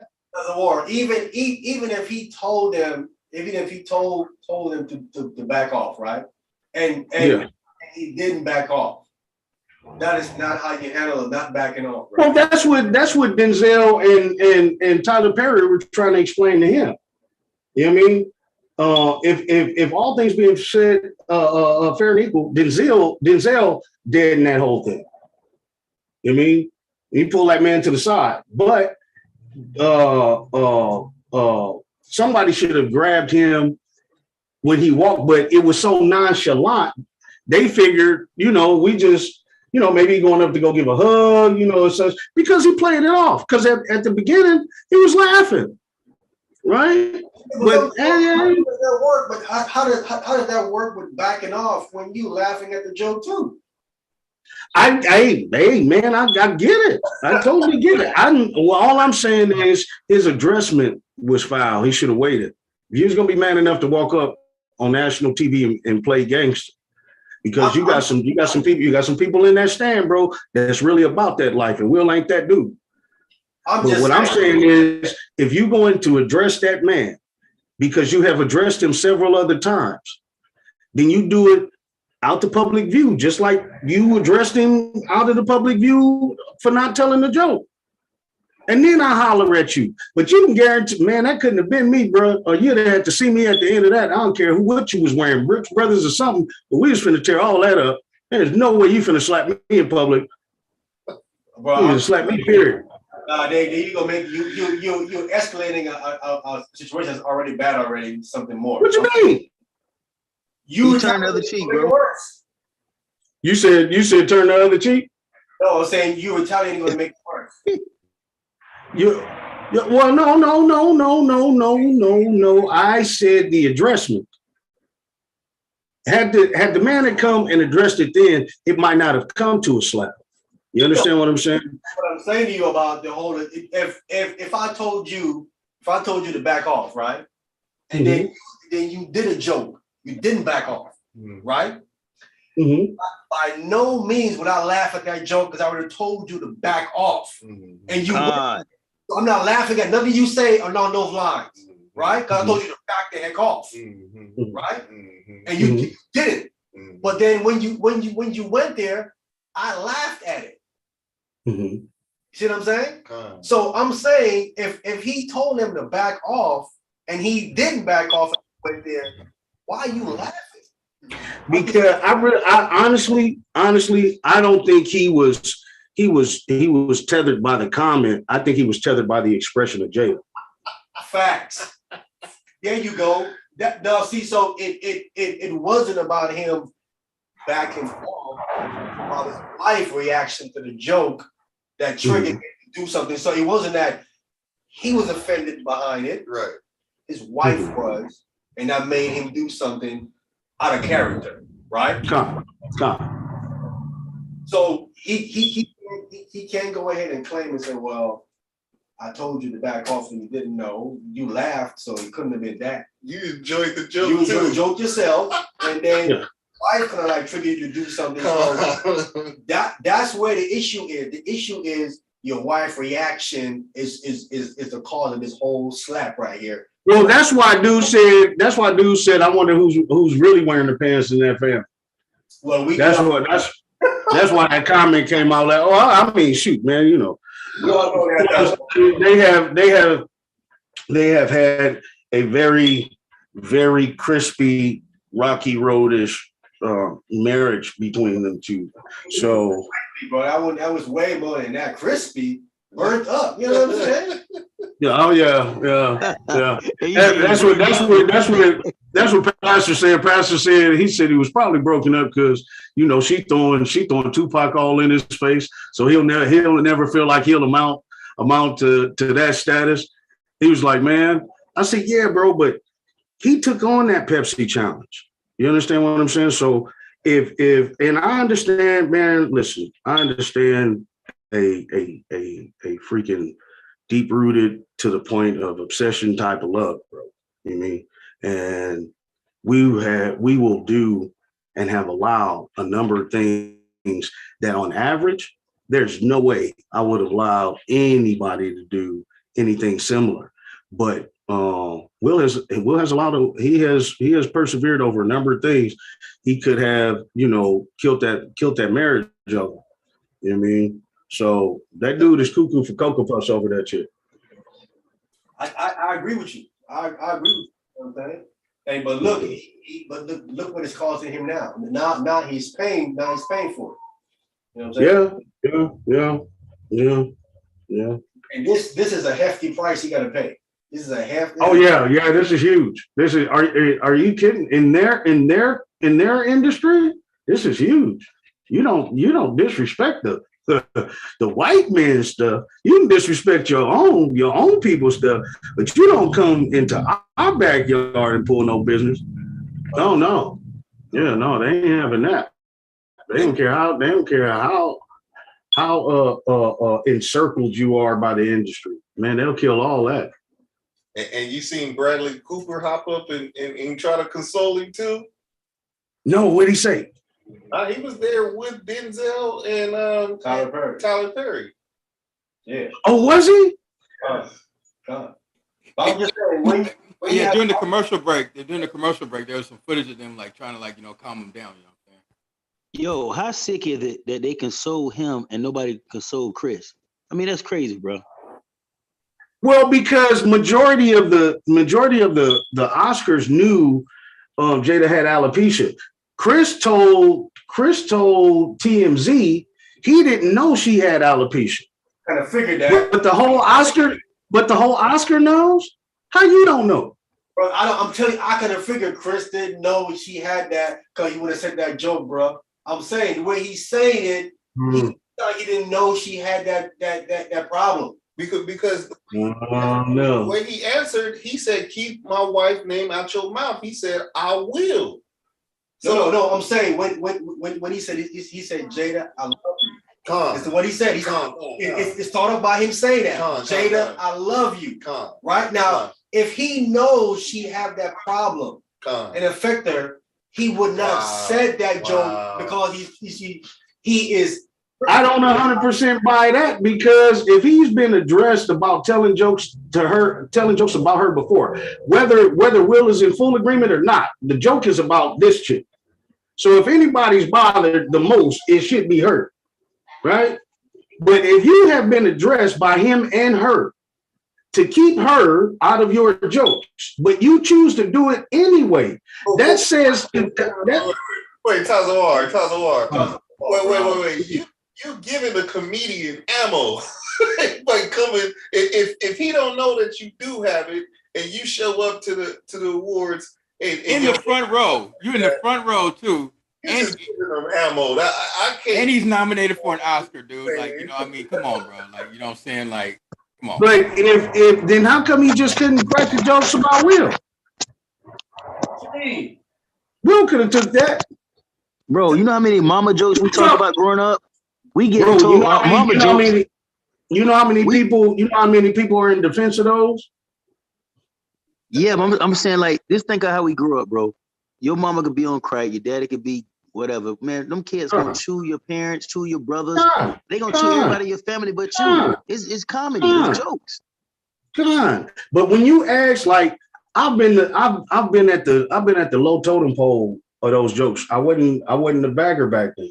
You mean? But I was meaning, in other words, I wasn't the joke teller. You know what I mean?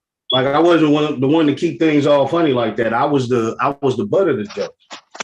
When those jokes no longer were funny to me, it was back off, bro. Okay, I got you. Like, there's 15 other people here. You know what I mean? But if you're asking, and that's supposed to be a friendship understanding that, okay, I'm doing too much. Let me move on. Or, there are a billion jokes to tell. If he had missed that joke, it would not have made or broke his career. You understand? But if someone has come to you and asked you not to do something, whether they sit in the front row or not, if you consider yourself my friend, you understand what I mean? Then my words should bring some concern and understanding from you. And if you choose to violate that anyway, yes, sir. You have to show that article, bro, because I'm saying what you're saying is not consistent with Will laughing. I'm getting what you, but I just said that had to have come from his wife's expression, his reaction. Yeah. Because no, it wasn't. He was laughing at first. I agree, but I'm saying about his wife now. I'm saying to you, he preferenced the joke by saying, "Jada, I love you." That's what he's saying.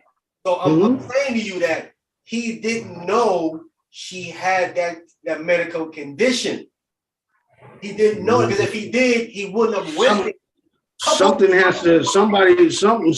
or Chris has to say, you know what I mean? And really be authentic with that, not for the sake of the camera. Because beforehand, you're being addressed already. All that other stuff don't even come into play because you've already been addressed. If they had never said anything, you understand what I'm saying? And like I said, at the end of the day, it's a joke being told about her. So she has the right to come to you and tell you, hey, you know what? You offended me. I appreciate you if you keep me out your jokes. But she didn't do that. If you love me so much. Well, there's an article that expresses otherwise. I want to see an article that expresses that, Chris really didn't, he really didn't know, other than, or that no one ever said anything to him prior to. That means keep my wife out your jokes. I don't give a dang what the joke is about. Keep my wife out your jokes. Well, how do you tell a comedian that? That's like telling a hyena not to eat. He's a comedian. He's supposed to tell jokes. And if you give him because the hyena and the comedian have something that the other one doesn't have, which is conscious understanding that, you know what I mean? Let me ask y'all a question. Y'all from Cali. This is how crazy this is. Look, your boy Rodney Dangerfield, when he got, not Rodney Dangerfield, what name got beat down? Oh, Rodney King? Rodney King. Now think about this. Mm-hmm. This is a brother that got beat down, humiliated. Man, how many comedians told jokes about that? You know what I mean? This guy. Okay, yeah, but Rodney didn't go up to any one of them dudes and be like, hey, you know what? Can you keep me out your police beating jokes? You know what I mean? It'd be that's what I'm saying, bro. It's not so much the initial incident. It's that if this man was approached early on to be asked that, are you that hard up of a comedian in your profession that you can't find several other people to use? Bro, when you tell a comedian something, like I said, that's what I'm trying to explain to you. When you tell one of us something, that's gonna make us go harder. We instigators and agitators. Exactly. We're gonna go harder. Okay, but now that's cool. I'm glad you brought that up. But that's the problem with Israel. Con. I agree. Okay. So if my brother comes to me and say, "Hey, bro, you offended me," you feel me? I'm not finna keep hitting him with the same stuff and then expecting no response. The man has clearly brought something to me, or his wife has brought something to me. Man, you doing too much. Allegedly brought something to him. Allegedly, we don't know for sure. Allegedly brought All something. right. I get it. We gonna haze the situation. I get it. And then your wife getting beat down by a 19-year-old kid, the son calling him on her. Like, come on, man. He probably don't think you even take your wife. That dude probably don't even think he take his wife serious. You know what I mean? What do you mean, couple? Okay. I didn't hear 100% what you said. Some type of. I'm saying, didn't Will and Jada have some type of sex entanglement with a legit or something like that? Yeah. There's about. So what I'm saying is, Chris Rock probably don't even think. Yeah. So what I'm saying, Chris Rock probably don't even believe that he even take her seriously. You know what I mean? Like, come on, man. She ain't really nothing to you. That's what I'm saying. That's probably how he taking it. Hey, brother, I'm not kicking that either. I'm just saying when you do stuff like that, bro, it usually don't have a good outcome. So if somebody's asking you to back off, bro, I don't know what your flash is gonna be. Oh well, you still you killing me. Allegedly. Allegedly. You gotta put that in there. Allegedly. You put that in there. All right. Allegedly. Allegedly. All right. So if he was allegedly addressed, you know what I mean? He should have had a little bit more zeal, you know what I mean? And just, it wouldn't have killed anything. I tell you this though, he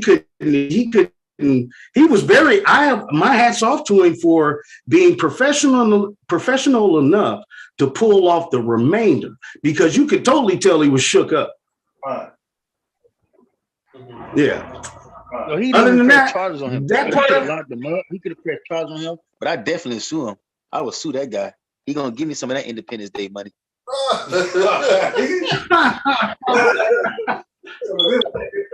Hey, Cousin War. Do you believe that Chris Rock have love for Jada? Well, yeah. Well, I mean, I don't know. It's a funny business, bro. People are good at the acting game. They can make something seem like, they're authentic. Next thing you know, they caught on TMZ saying some foul stuff about the individual they just got finished giving credit to. So I don't know. But I don't know. Actually, this is the first time I've ever heard them having any engagement whatsoever. Well, they're definitely good friends. I didn't even. They're good friends. Yeah, I didn't even know that. They're good friends. That's what I'm saying. So I'm saying if I'm good friends with someone, and I know that situation there. Careful. I'm saying allegedly know that you have a condition that hurts you eternally, hurts your feelings eternally. You know what I'm saying? I would not. Yeah. About that specific thing right there, specifically that. I wouldn't. Yeah, well, I mean, you guys throw out a number of key variables. I mean, don't sit in the front. You know how comedians are. I get it. Freaking A. I get it. I don't want to be about, don't sit in the front row. You know what I mean? I get it. But, allegedly, if you've been addressed, say, hey, I know you're going to get up there. I know you're going to get back. So do me a favor. Jay don't like your jokes. We need you back on. Right? And whatever extra conversation that took place. Oh, Negro, I'm Chris Rock. Such whatever. Fine. You know one thing I ain't hearing nobody really. But that man, Chris Rock, he done that movie called Good Hair. Yeah, but I'm listen, man. If allegedly, let's say he was even told, to back off, and he did not back off, man. Did not back off. I think Chris Rock banking on them being good friends. That I would never think that my good friend slapped me because I didn't back off. And well, I never think about my good friend being asked to back off and he don't do it. I got you, but I'm saying If we such good friends. Say again? He said, if we such good friends. I said, if we such good friends. Go ahead. If I've asked you to back off. Episode of Fresh Prince, where Chris Rock was on Fresh Prince dressed as the lady. Yes, I seen that. Yeah, but here's why. But if we are good friends, right? And if we're good friends, you told me to back off of a joke. But I joke for a living. Listen to what I do for a living here. I'm a comedian. For you telling me to back off of what I do for a living, right? I joke for a living. So even though you might tell me to back off, right? Let's say I didn't back off, right? Right? But here's a difference now. The joke actually got Will and Jada to laugh. They both laugh. Not one of them laughed. They both laughed, even though they didn't back off. The joke was so Jada funny. didn't laugh off that. Jada didn't laugh off that. Jada didn't laugh off that. She laughed. I didn't say. I'm just saying. I'm giving you the other scenario where they back off, but the joke was funny to both of you, and you both laugh, right? Because sometimes someone said, "Oh, come. You both laugh at it like, oh, that was a good one, man. I told you back up, but I like that. I like it. I do and I don't. You know what I'm saying? I told you to back up, but it was still funny. That could happen too as well. Oh, hold on, Yabana got a question. Right. Oh, I thought you. But then again, you ever get a chance, Spencer Bel-Air, Will Smith's date. Was the date? Date. Oh, date. I got you. Okay. See who it is. Who is it? It's Chris Rock in drag. What? Yeah. Wow. Haven't seen that? You ain't seen it? Oh, man. Wow. Wow. So then maybe he needed this slap. You know, get you to stop putting on them women clothes. I said it was punishment, man. No, nobody vibing that. No, you got no business with no women clothes. Brother, here, come around this back. Let me talk to you real quick. Smack. You know, if you don't go in there and go put some man clothes on, making us look bad out here. Yeah, well, I mean, you know, I don't know, bro. Like, I don't see him. I'm gonna be honest with you. I don't see him walking up to like Jamie Foxx and pulling no business. You know what I mean? Nah. He's not doing none of that. Jamie Foxx said he made. Pastor said he ain't finna go up. He ain't. Wait. Elder Pastor Clark said he ain't finna run up. He ain't finna rub up on Dwayne Johnson and do that. I said, well, I mean, Of course not. But you know who you can do that stuff to. You know who you can. But Jamie Foxx, he made a Nelson Mandela joke, and Will Smith. He said Will Smith grabbed him by the neck and said, "Man, you can't do that." He was like, "Oh."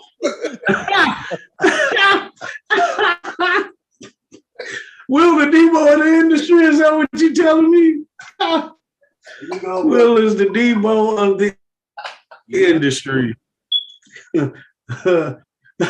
What you got on my movie clips, homie? Yeah. Where were you at? Well, it's sorted anyway. What's done is done.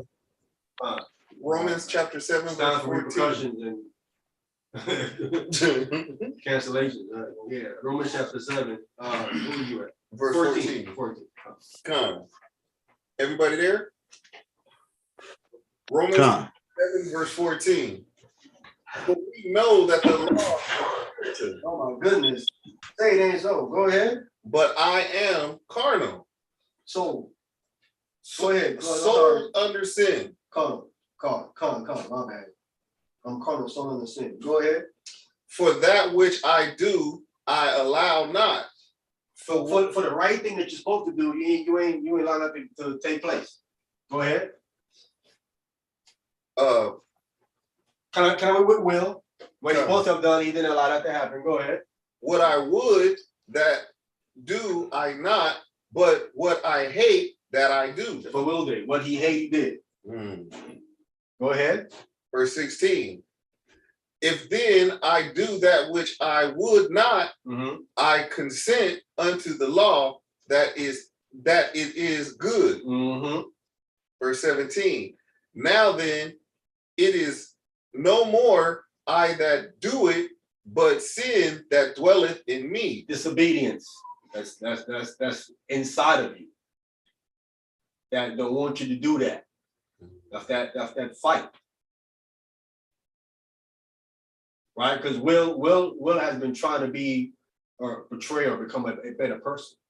Right? Not that person that you saw that night. He don't want to be that person, but somehow he fell back into that person. Or fell back into that, someone would call it a character, right? Or a mindset that he fell into. He'd been trying to prevent himself from being that. Because anyone can be that once you're triggered. See what I'm saying? It's to not be that even when you're triggered. That's deep. That's where the test comes in of your ultimate transition.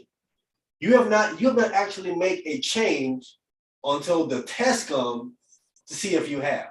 You can say you have, you think you have. When the test comes, you haven't. Wise as a serpent, harmless as a dove. That's that gauge. That's why when the Bible tells you when adversity comes, you gauge where you at right there. You gauge how strong you are when that comes. Because if you're weak, it's gonna show. If you're strong, it's gonna show. So you always when I get adversity, my mind goes into I train my mind to go into when I get adversity, my mind says, how strong are you now? Where you at now with this Bible now? Where you at now with it? Now you're catching. Where you at now with it now? All that yapping you've been doing, where is it at now? Come. Where all that Christ at now? Where all that Mashiach Yahweh Shai now? Where is it at now? Wow. That's wisdom. And you catching that hell, you're like, that's wisdom. Damn. Yeah. Because you know why? As Paul's saying right here, that disobedience wants you to go and do something stupid and react carnally. See what I'm saying? That initial reaction comes out of you. You want to go do something and act carnally. That's why you got to say, oh, you know what? This is the test. This is it. If I have truly changed, now I have to show it. It is here I have to show it now. Because who's looking? The Most High and Yahweh Shai. Who else? Satan. Definitely. Wow. That's good, bro. As you fall, who's gonna go say something? Oh, the accuser. He gonna go see? I told you we were just talking about him changing. You see what he did? Look what he did. See it? He ain't changed one bit. Told you I was right about him. You was wrong about him. And he gonna lay it on thick. He gonna lay it on thick. You know what he is. You know he gonna lay it on thick. He's waiting. Wow. I'm saying, every brother, you have not really changed until you get tested. And that's why I say, feed the spirit. That test is coming. If the thing is not, it's coming. You ain't gonna go in that kingdom without that test. It's coming. Okay, my right there. Don't need it. Hey, so not trying to get back on that subject, but so Denzel was kind of right in the sense that he told him, when you're at your highest moment, the devil is always there or something. Facts. He told him. I heard yesterday. Facts. That's exactly when he comes. Because now you're about to go into another level. You're about to go into another level. Right? Wow. So before you go to the next level, you got to get tested to get to that next level. You graduate and pass. Oh, that's how I've been in school. Before you graduate, you got to take that big test. You know what I mean? Get your diploma and so on and so forth. That test is coming. See where you at. You had all the answers to the test. Wow. I'm telling you, bro, it's the moment of anger, you being irrational. It is those moments when you really have to slow down. You really have it is something you have to train yourself to do, right? Before it happens. You have to in small increments, you have to train yourself to do that. Wow. I mean, you made me look at this thing so different now, right? This whole Will Smith thing. What if this was a test? He's trying to really change. He's like, yo, I'm a changed guy. He's telling everybody that around him, yo, I'm changing. I'm giving my life like to God or whatever. What if he's saying that? And then that happened. He laughed it off. So he passed the test, but then his wife looked at him crazy. Now he's like, yo, I got to go back in the flesh.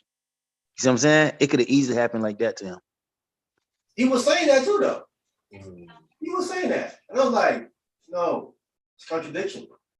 He was saying that I'm about love. I'm about love. I'm like, your actions show the opposite, bro, that you're not.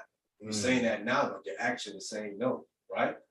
So that goes again to show you all that I believe and I have faith is nothing if you don't show it. Let's see where your faith is at.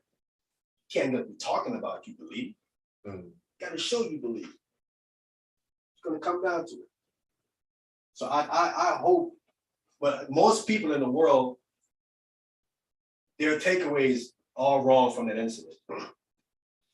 That incident should teach you what not to do and how to control your anger when you're triggered, when your buttons are pushed. Because you don't want to be where he's at right now. That should be your takeaway. And it should be no kind of justification of, well, he was told. No.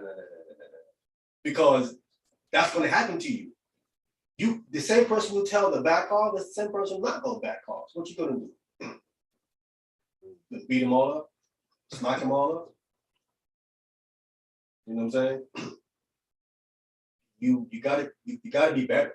You gotta be bigger. And Will is a husband, an actor. He's in a position of leadership. He have to lead. You have to lead by example.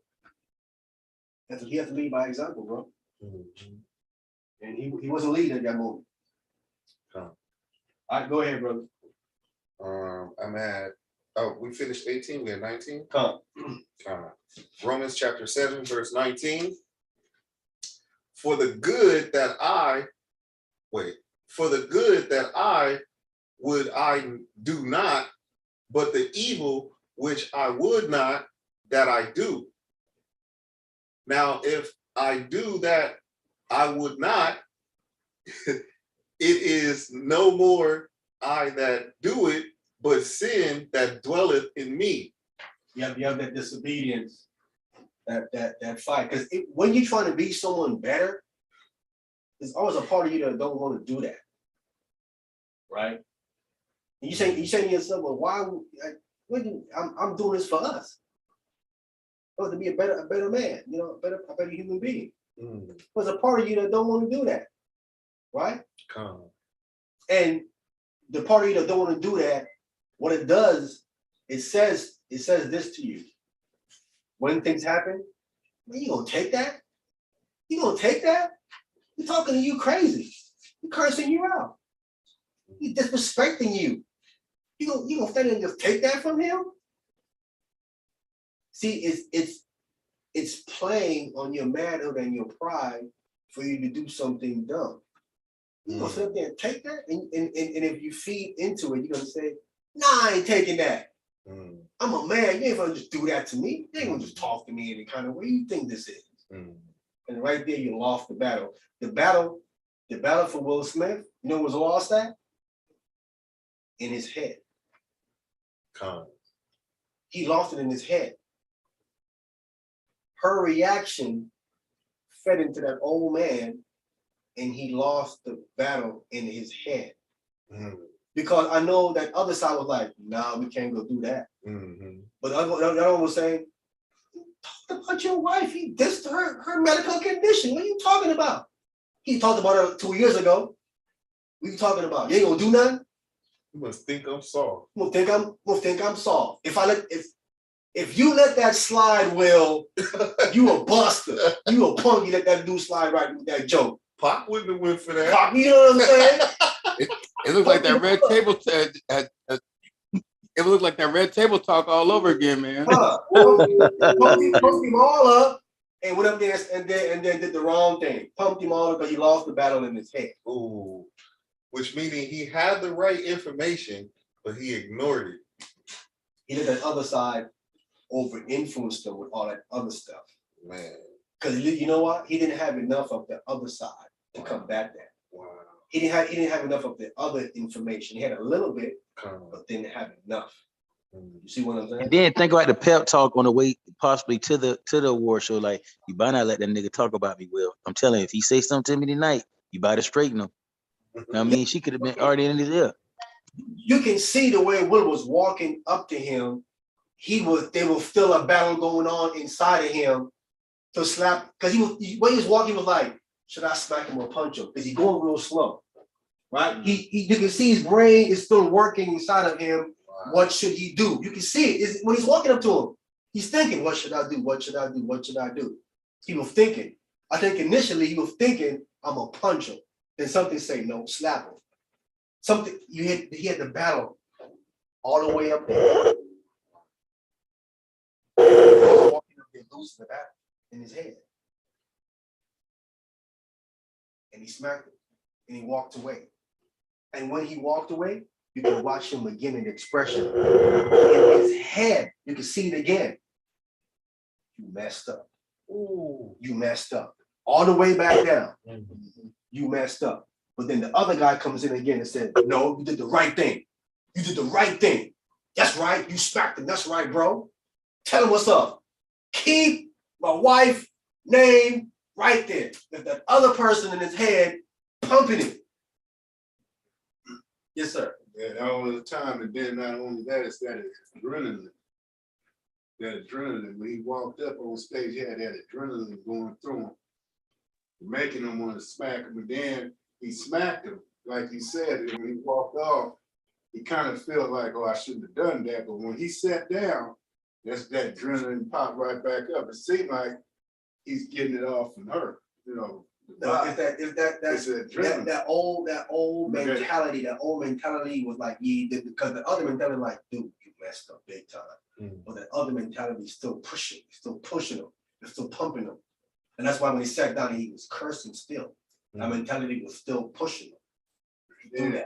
Then a lot of people, it's kind of like, you know, they like, man, what's up with Will? We never seen him act like Come.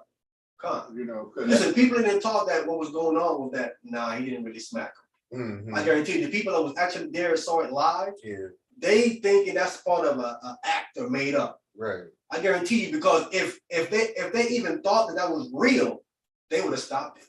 They would have jumped in. They figured, oh, he walking up there, he be part of the joke. They rehearsed this. They thought that, because the guy that ran the show, he said that he was right there. You know, he said, man, oh man, it's part of the joke. He said even when he smacked him, he still didn't believe he smacked him when he smacked him. He said, no, he didn't smack him. That's not real. He didn't smack him. He said he didn't catch it until Chris Rock actually told him, yeah, dude, he smacked him. For real. Well, now, Yo, so I mean, it's just that, like, you know, in that same text you're reading in Romans 7, when Paul says a war going on inside my members. Is that the same thing that he was battling with? He said the war going on in my members. He said, I see a law in my mind. Like Paul talking about the struggle that's going on. He want to do right, but he don't do right. And that Romans 7 you was reading. Come. In there, Paul's talking about two kind of codes.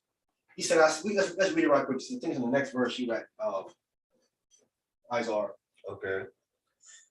Read number 21. Yeah, go ahead. Romans chapter 7, verse 21. I find then a law. I find a law meaning instructions. Go ahead. That when I would do good, evil is present with me. Disobedience. There's a certain instructions there when he would do the right thing. Disobedience is with him. Go ahead. For I delight in the law of God after the inward man. Spiritual. Go ahead.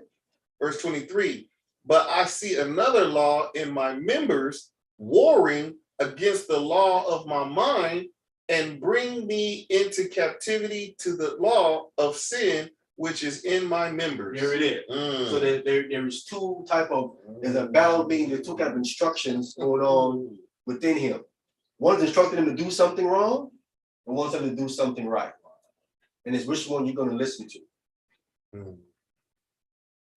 Will Smith listened to the wrong instructions to go up there and smack their brother. One was telling them, bro, let it go. Don't do that. Let it rock. Because I think if Will didn't do that, right? Let's say Will didn't do that. If Will didn't do that, and he found out later on that Jenna was offended by what he said, he would have came and apologized publicly for that joke. He said, I was out of line for that joke. Out of line. He might have even joked further and said, man, dude, I'm glad you didn't come hit me something behind that joke, bro. You know what I'm saying? Now, I didn't know I was that out of line. But it is that simple for something to go left real easy based on you being triggered. And Christ talks about this in the scriptures, man. That's why we need this Bible, man. He's talking about these people about the universe, all that crap. Y'all need this Bible. Wow. Because Christ says offenses must come. He says it's gonna come. Wow. He says offenses must come. In other words, you're gonna get offended. It's gonna happen. You ain't gonna walk through the thing and not get offended. You're gonna get offended at some point. Something happens, you're gonna get offended, right? How do you deal with the offense once it happens? I was telling Yvonne, man, my supervisors kind of came at me crazy. They have a new person over the area, and the way they came at me, I was proud of myself how I handled it. I could have handled it a little better, but you know what I'm saying? It was very insulting. It was telling me that I'm not mopping this floor, and you know what I'm saying? I take pride in my work, and it just hit me all weird at the wrong moments. And I wanted to lash out at him. And I was like, you know, I'm glad I have on my young, because this verse that he keeps on our mind, wise as a serpent, harmless as a dove, the way we talk about that here, it really resonates when you out in the world and you want to just snap and you know not to. You know what I'm saying? You're like, no, you got to be better than that. Come on, you got the temper and all of that. You got to fix all of that. That's what we doing here on the Shabbat.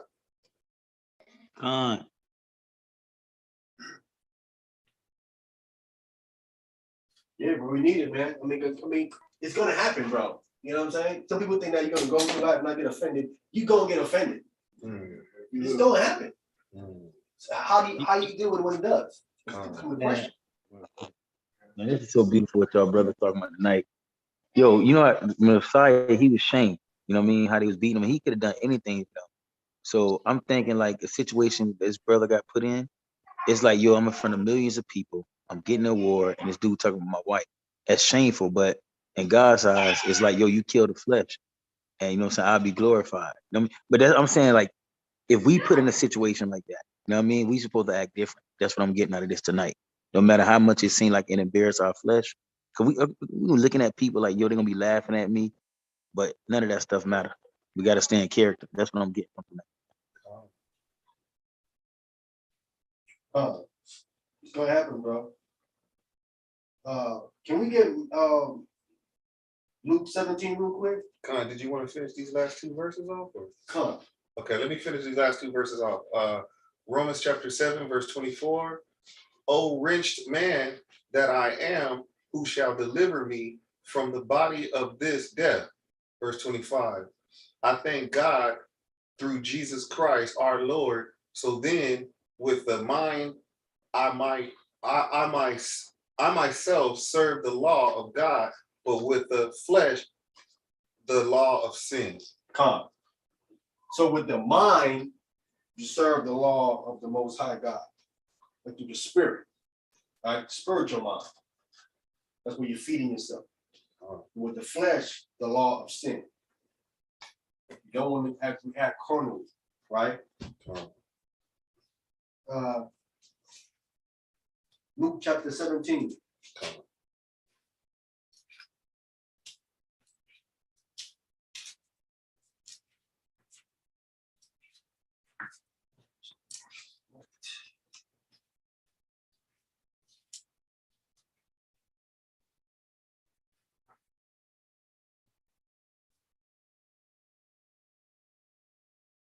You got it? Come from the top. Come. Luke chapter 17 from the top. Then said he unto the disciples, it is impossible, but that offense will come. But woe unto him through whom they come. Offenders or a stumbling block. Something to make you trip. A stumbling block is when you walk and someone puts something in the way, you can trip over. Right? A stumbling block is just gonna come. Something gonna happen to mess you up. So, but woe unto the person that's putting that thing that's there, right? Woe unto the person that put it there. Because God's gonna get him. Now, if you so you saying like for example, it would have been like woe if he don't retaliate, it would have been like woe unto Chris Rock because he's putting that stumbling block to try to make the brother fall. Facts. Wow. Right there. Wow. Right there. So how does it go into like vengeance is the Lord, vengeance is mine? So if we don't do nothing and we let him handle it, he'll handle that situation way better than we could. Way better. Way better than you ever could. So the offenses is the stumbling? Oh, yeah, a stumbling block. Okay. It's gonna come.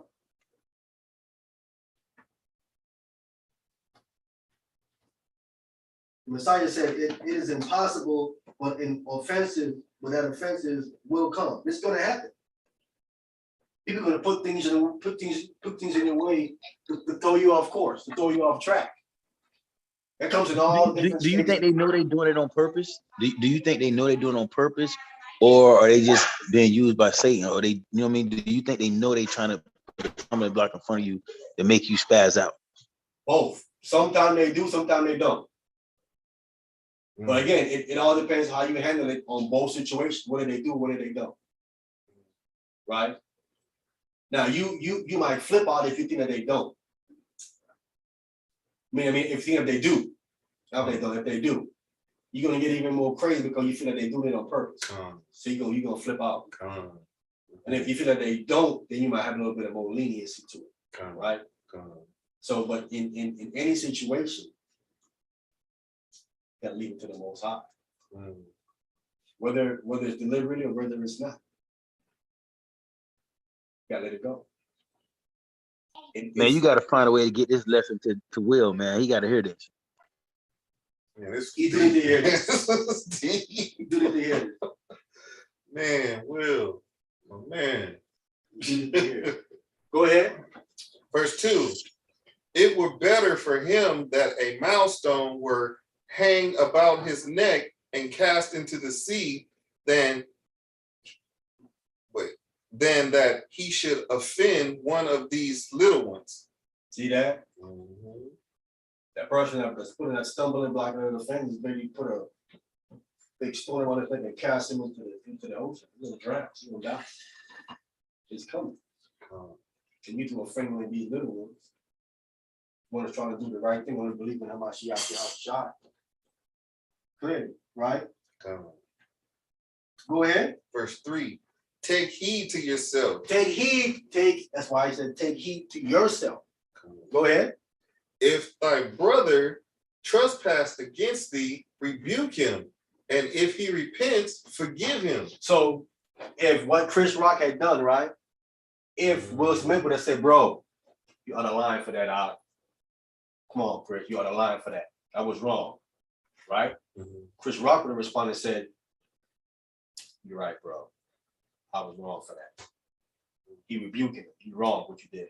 Not physically go ahead and go back him, but tell him what he did. It says, and if he goes ahead and acknowledges it, then you go ahead and forgive him. Even though you might have told him, back off. He didn't back off. Tell him again, bro. Hey, if he acknowledges that, man, you're right, bro. I was off. He said to forgive him. Go ahead. Verse 4. And if he trespass against thee 7 times in a day, and 7 times in a day turn again to thee, saying, I repent, thou shalt forgive him. Now, that's where most people are not at. Wow. Wow. Right? And that's not speaking of the exact same thing 7 times. Come. If he did something, 7 different things to you in one day, Come. and he said, man, I was off all those times. Mm-hmm. All 7 of them I was wrong. You got to forgive it. You got to let it go. You got to get past it. Con. Now, I'm saying that isn't an easy, that's something you build yourself up to. You just can't just jump to that. Right? Come. But you can do it. This could be done. And the reason why I'm saying is because you don't know how you yourself have said something playing around and you offended somebody and you didn't even know you offended somebody.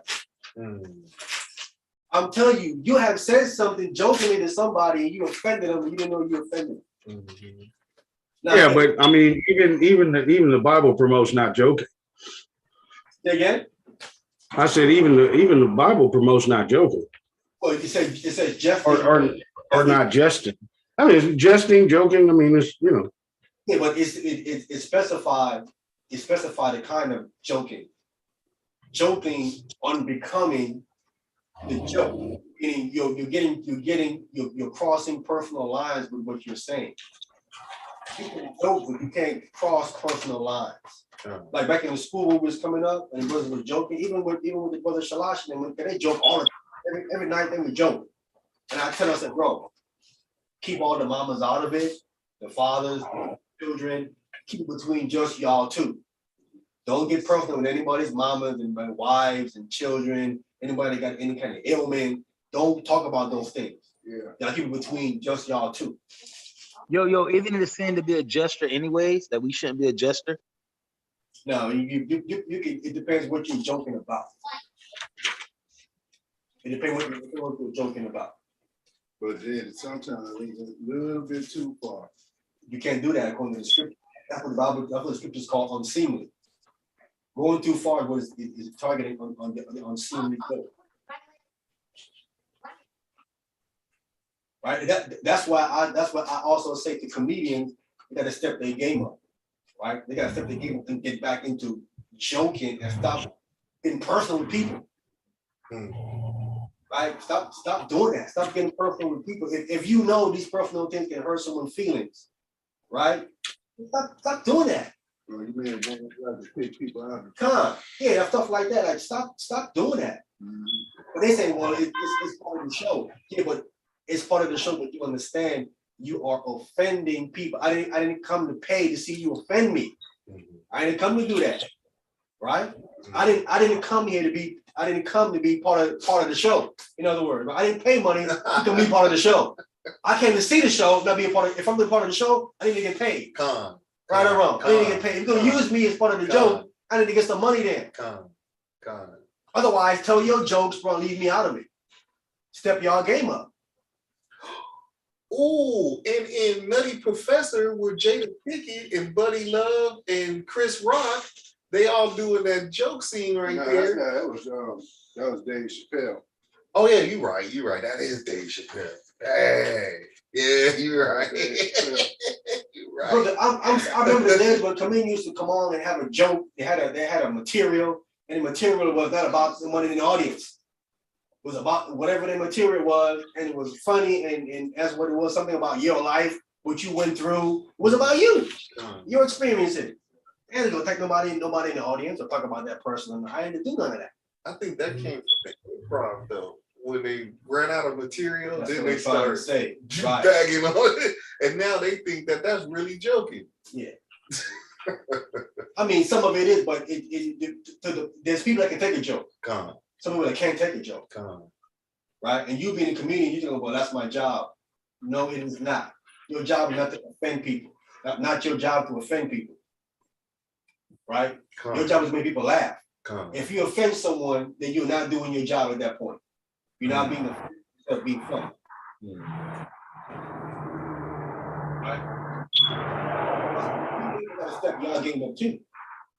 Back to what y'all originally was doing, because originally y'all was not offending people, it was making people laugh. But y'all kind of got away from that original art that y'all used to do. Get back to the original art, bro. All right, we're gonna get one more, and then we're gonna get ready to shut it down. Can we get Matthew, the 18th chapter? Matthew chapter 18, I think I'm on verse 7. And then Ephesians 5:4 after. Matthew chapter 18, verse 7. 1 second, let me just.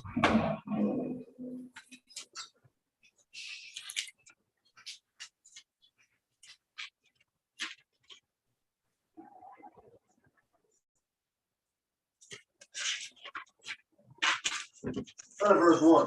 Come. Matthew chapter 18 from the top.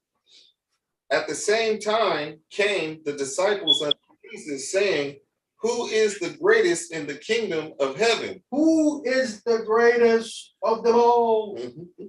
Go ahead. Verse 2. And Jesus called a little child unto him and set him in the midst of them. Verse 3. And said, verily I say unto you, except ye be converted and become as little children, ye shall not enter into the kingdom of heaven. Man. There it is. Come humble. Get rid of all of that ill will and malice and stuff up out of you. Clear your head. All of that. Let it go. Let it go. Let it go. Stop holding on to stuff, man. It's done. It's over. You can't go backwards. You can't go backwards if it happened years ago. You can only go backwards if you holding on to it. Why hold on to something that's keeping you back? And you can't change it. Wow. What you gonna do about it now? Gotta let it go. Gotta let it go. Right? First, let it go was who? Yahushua. The Most High. Oh, oh yeah, Ooh, yeah. Wow. In the wilderness. Adam. Oh, yeah, wow. Disobeyed him. If he said, I'm holding on to that. What would happen? Done.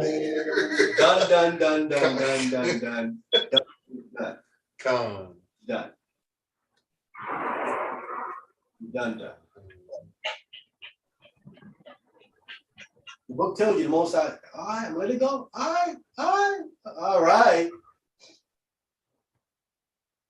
120 years put up with their foolishness. 120 years. Go ahead. That's all. Whosoever therefore shall humble himself as a little child, as this little child, the same is great in the kingdom of heaven. The same is great in the kingdom of heaven. Principle to live by. Principle to live by, bro. That's in every situation. In every, especially when you're being tested.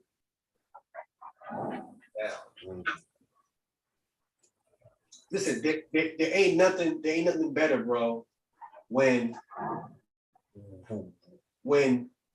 you are right, but you are humble enough to say, man, brother, I could be wrong.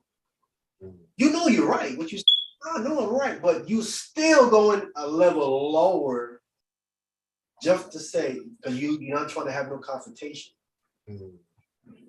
Right? But you know you did your job to study what he's talking about. But you still say, man, I could be wrong. I still could be wrong about that, bro. Yeah, I mean, I hear what you're saying. I'm not gonna, we'll see. We'll wait and see. Trying to defuse the situation. He's adamant about him being right, and that's not even right. But keep the peace, humble myself down and say, I could be wrong. Even though you did all the fact checking and eliminating, you did the whole 9 yards, you're like, okay, cool. And you gotta let it go too, because you'll toss and turn all night thinking about it. You gotta, that's a lot of people say they can't sleep. They're holding on to something. Something they're dealing with and holding on to. You need to let it go. Free yourself, free your mind, free yourself. Man, it's that easy. Yeah. Well, it's hard, but it's easy. That's easy. I think you better let it go. No, it's not easy. It's very simple, man. It's not very hard to do, man, but it's a very simple thing to do. Yeah, I'm saying the way you make it easier in yourself to let it go is you say, how is this benefiting me by keeping it? Right? How is this helping me to grow? How does benefit? That aspect. How is this helping me and benefiting me by keeping it? Ask yourself that. And if it isn't, then you need to let it go. Man, That's why you gotta let it go. Man, I know I'm in the right place. That's Wow. when you let it go. Man, that's excellent, brother. Dang. Wow. We gotta learn to do things that benefit us and stop holding on to that's not gonna benefit you. The Most High Christ teaches in the scripture. Let it go. It's not gonna do nothing for you. Let it go. We trying to get somewhere, right? People forgetting, you're trying to get to the kingdom. You ain't there yet. So why hold on to all this stuff that's dragging you down from getting there? Holding on to this stuff is pulling you, is slowing you down from getting to the kingdom. It is spiritually holding you back and holding you down from getting where you're trying to get to. You can't go in there with that, can you? Most High. You can't go in there with that. You gonna go in there with some grudges? You can't go in there with that. Most High. He's gonna turn you right around like, yo, no. Turn it right around and step out of here with that. You can't come in here with that.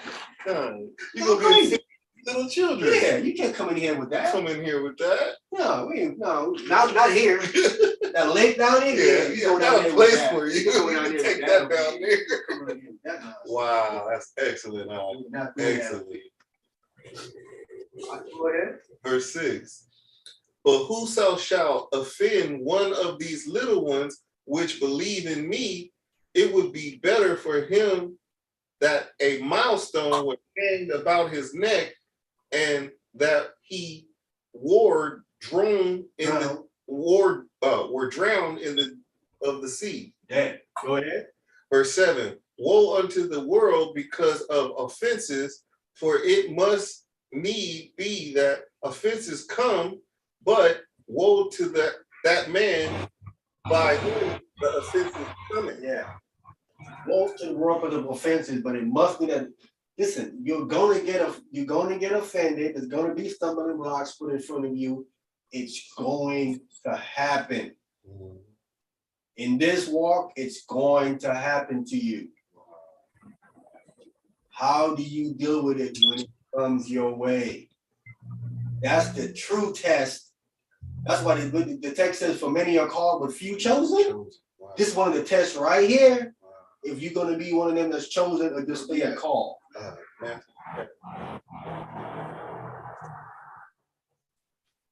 Here's the test you got to pass to get into the chosen point.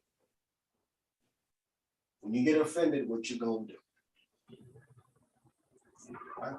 Go ahead. There's one more we need. Go ahead. Now we have verse 8.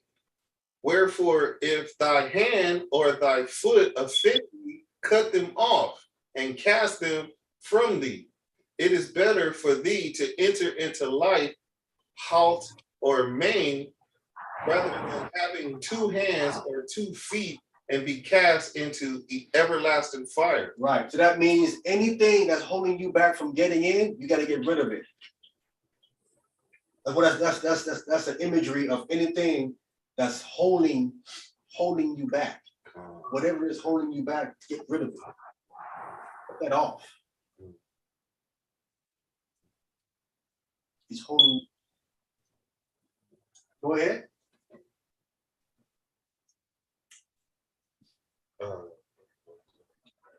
Verse 9, I think you're 9. Okay, verse 9. And if thy eye offend thee, pluck it out and cast it from thee. It is better for thee to enter into life with one eye rather than having two eyes to be cast into hellfire. Go ahead. Verse 10. Take heed that ye despise not one of these little ones, for I say unto you that in heaven their angels do always behold the face of my Father which is in heaven. There you go. Mm. They're gonna go tell what you done did to that little one. You're gonna be in trouble. That's where that judgment comes. Even they're gonna go say something. God gonna say, all right, go get them. So none of you do goes unknown and unreported.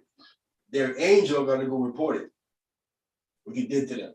So like, man, that person did this to me, and someone's gonna go say what's done to you. You don't think it's gonna be something to you, no one knows about it, and no one's gonna rectify it. God knows. He get the report. Okay. So know for surety, God's gonna dish out your judgment for you. That's why I said, judgment is mine. I will repay it. Why? Because I've gotten the report.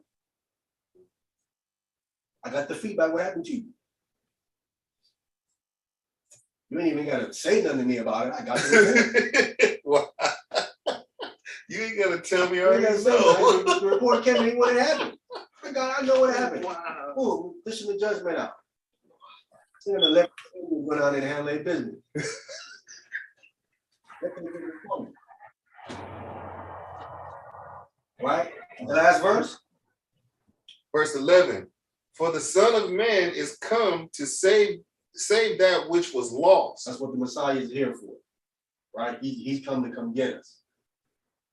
Lost means punish and put away. That's us.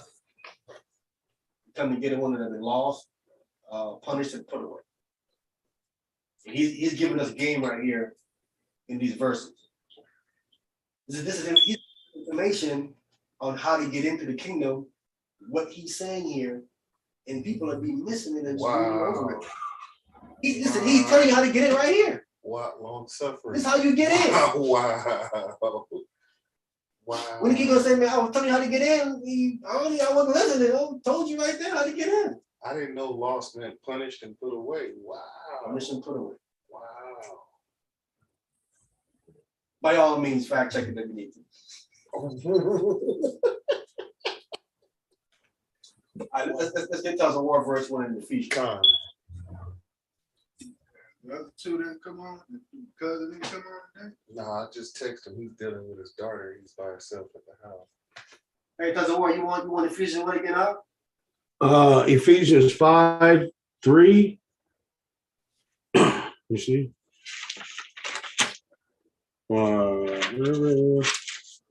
Let's say Ephesians. 3. Hold on. Yeah. Ephesians 5:3-5.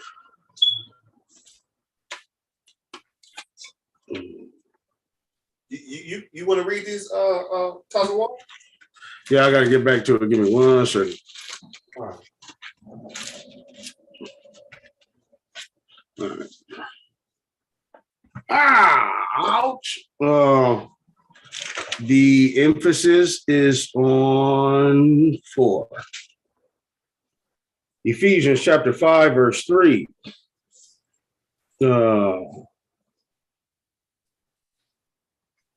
Actually, let me start at the top.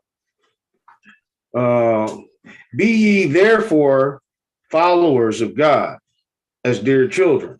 Right, so we know we're supposed to follow the Most High. We know we're supposed to follow Christ. Come. We're also told to follow the Most High. Right, because who follows the Most High first? Christ. Children. Christ. And then Paul say, follow me as I follow Christ. So get in line. Let's get to the following the right way. Go ahead. Right. And walk in love. And walking, wait, whoa, whoa, whoa, whoa, whoa, whoa, whoa. What? Walk in love. Walk in love. See that? You want to get in? Walk in love. That, listen, if Will Smith was doing that, all that go away. All that go away. What is love? That we keep his commandments. His commandments are not greedy. Wow. Walk in love. That's another ruler or a gauge to gauge yourself in adversity or in any situation to say, wait a minute, am I at this moment walking in love?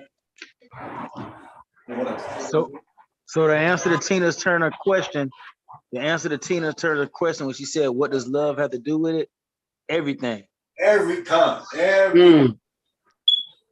Yeah, Tina, she know that. That song was wicked. I just heard how that song was just wicked. No, she's speaking from a standpoint of trauma of being physically beat. Right. He's saying, I love you. So she making a song. What's love got to do with it, right? Right? Because meaning you beat me isn't love, she's trying to say. No, it's not love. It isn't. Judge Joe Brown said that I knew them personally and I wasn't beating on her. Well, that movie said otherwise. Go ahead, that movie was. Yeah, but then again, Tina wasn't no saint either, though. Con. You all con. Man, there wasn't no saints in none of that music. Nothing. Con. Wow. Yeah, I mean, of course. Of course. But as far as love is concerned, Hey, everything is there. Bama, Con. I'm gonna give you a 2-piece combo, bro. Like you tripping. Go ahead. Verse 3. Oh no, excuse me. Sorry, Salaki. And walk in love, verse 2, and walk in love, as Christ also hath loved us. Go ahead. And hath given himself for us an offering and a sacrifice to God for a sweet smelling savor. Yeah. Christ loved us so much, gave his life. Who's loving that much? Where is it? Point him out. There? Wow. Ain't nowhere near there. Love a man so much willing to die for him. Yeah, but they be out there picking and choosing who they gonna die for. Well, not you, but you. I take a bullet for you, but you, I maybe a Nerf gun or something, but I don't know about the bullet. Brother, the text says, it says, one may scarcely die for a righteous man. Scarcely die for a righteous man. It depends on the person as well. It was scarcely. Hardly gonna want to die for someone that's righteous. Sure. Much as one that's wicked. Right. Years. Right. Today where we at? Where you at? Oh no. Yeah, no. No. Go ahead. Verse 3. But fornication and all uncleanliness or cleanness or covetousness, let it not be once named among you, as becometh saints. Man, look at that. Look at that. Not one time should it be named among you. Not one. All uncleanness, fornication, let it be not even one time named among you. Boy, Israel got some cleaning to do, don't it? You mean some flogging to do? He's targeting flawlessness. Not one time should have been named among you. Wow. Wow. Not once. Wow. You said, man, it was only one time. He said, no, not even that. Not even that. Wow. Not once he been named among you as becoming saints. Not one time. That's where our word to my uncleanliness. Or defiled. So when a brother, you see a brother in the camp doing these things, he only got one or two options: either to stop or he got to go. Has to. Has to. He got to go. He got to go into immediate repentance mode and bring forth fruit with repentance and stay consistent with that particular action. This is not a game. Some of them think it is. They gonna find out it ain't a game. Nah, cause you got some that like to bully other camp members. Think they tough cause they in the camp. They the biggest punks of, you know. The Most High wants the Most High called you.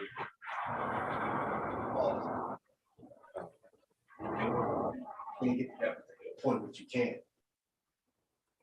There was no priest allowed in front of the Most High if he had any blemish. You can have blemish on you, period.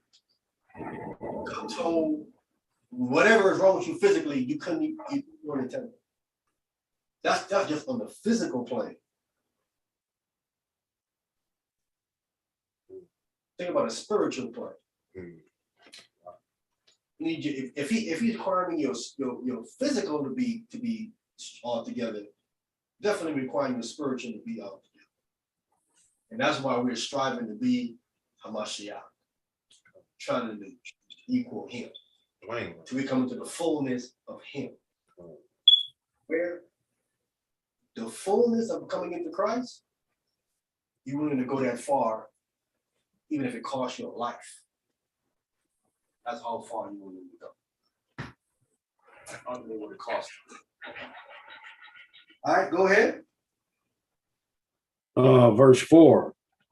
Neither filthiness nor foolish talking, nor jesting, which are not convenient, but rather giving of thanks. So we're not dealing with no kind of filthiness or foolish talk. See, that foolish talk is what started to kick all this stuff. Talking a whole bunch of foolish talk, foolishness. People grab something you say there, say there, and then it turns into something, right? So you're talking that foolish talk. Then it goes off into jesting. Jesting is all that it could be joking. It could be a witty remark to something. All that goes jesting.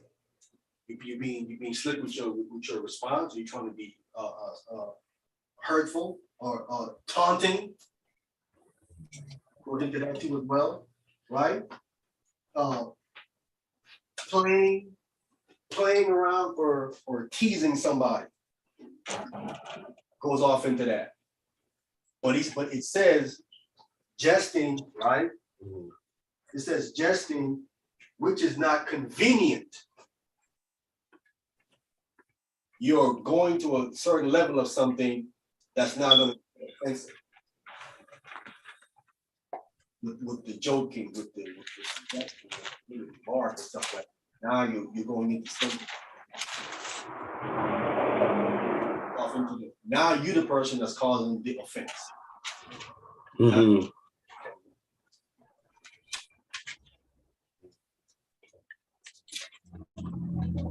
If you can joke, everybody laughing at the joke. Hey man, it was funny. Everybody laughed at it. No one was offended. You're good. You're okay. But when you got some people that take the joke way overboard, they see the person being offended and keeps on doing that. Because you got not just Shalash, but Shabbat. Mm-hmm. I told him. I told both of them. Between ourselves. Leave other people and other family members out. That's why anybody going to be joking, I said, bro, don't get to joking if you can't take a joke. You gonna get into that joking back and forth, you're able to take a joke or don't even get involved in that. That stuff is hurtful. And then when you joke on, they want to act like they want to fight. Yeah. That ain't everybody, man. That joking and jesting and all that. Everybody, if you know that's not you, you shouldn't even. If you got thick skin, don't even get it. You got some phony crickets too that just laugh at the, like Thor one. Dude, I seen when Shamak was joking. See, I look over and Thor one, he laughed. I'm like, I know you. Yeah, let him laugh, bro. You know what I'm saying? I mean, let him laugh. I mean, joke is funny to him. You know what I mean? If he laughs for whatever the situation might be, I view all that stuff, bro. Most high looking, you laughing now, you gonna laugh later, though, the situation. You gonna laugh later. You know what I'm saying? Again, it doesn't matter, man. I view all things in a situation like that. If God don't like it, you ain't gonna like it. So laugh on, giggle on, make a joke on. We here to please the Most High Christ. You forgetting who we here to please. And if he don't like what you're doing or saying, you have an issue. You have a problem. You have a problem. Forget about the person you're talking about. Don't worry about the Most High in Christ. If they don't like it, they're gonna get you. And they can get you way worse than a human being can get you. What do you think about that? That's a good way to look at it. Because in the end, the Most High, then he said he gonna get the laugh, like he gonna be laughing at him when he come out with that rap. We gonna get the last laugh. Wow. That's good. Whether be coming in the truth, they forgetting why they came into this world. Bro, can you explain? Because maybe I'm reading this wrong. Psalms 35, verse 15. Let's get that. Psalms 35, verse 15. Yeah, it's actually 15 and 16, but 15 is kind of throwing me a little bit.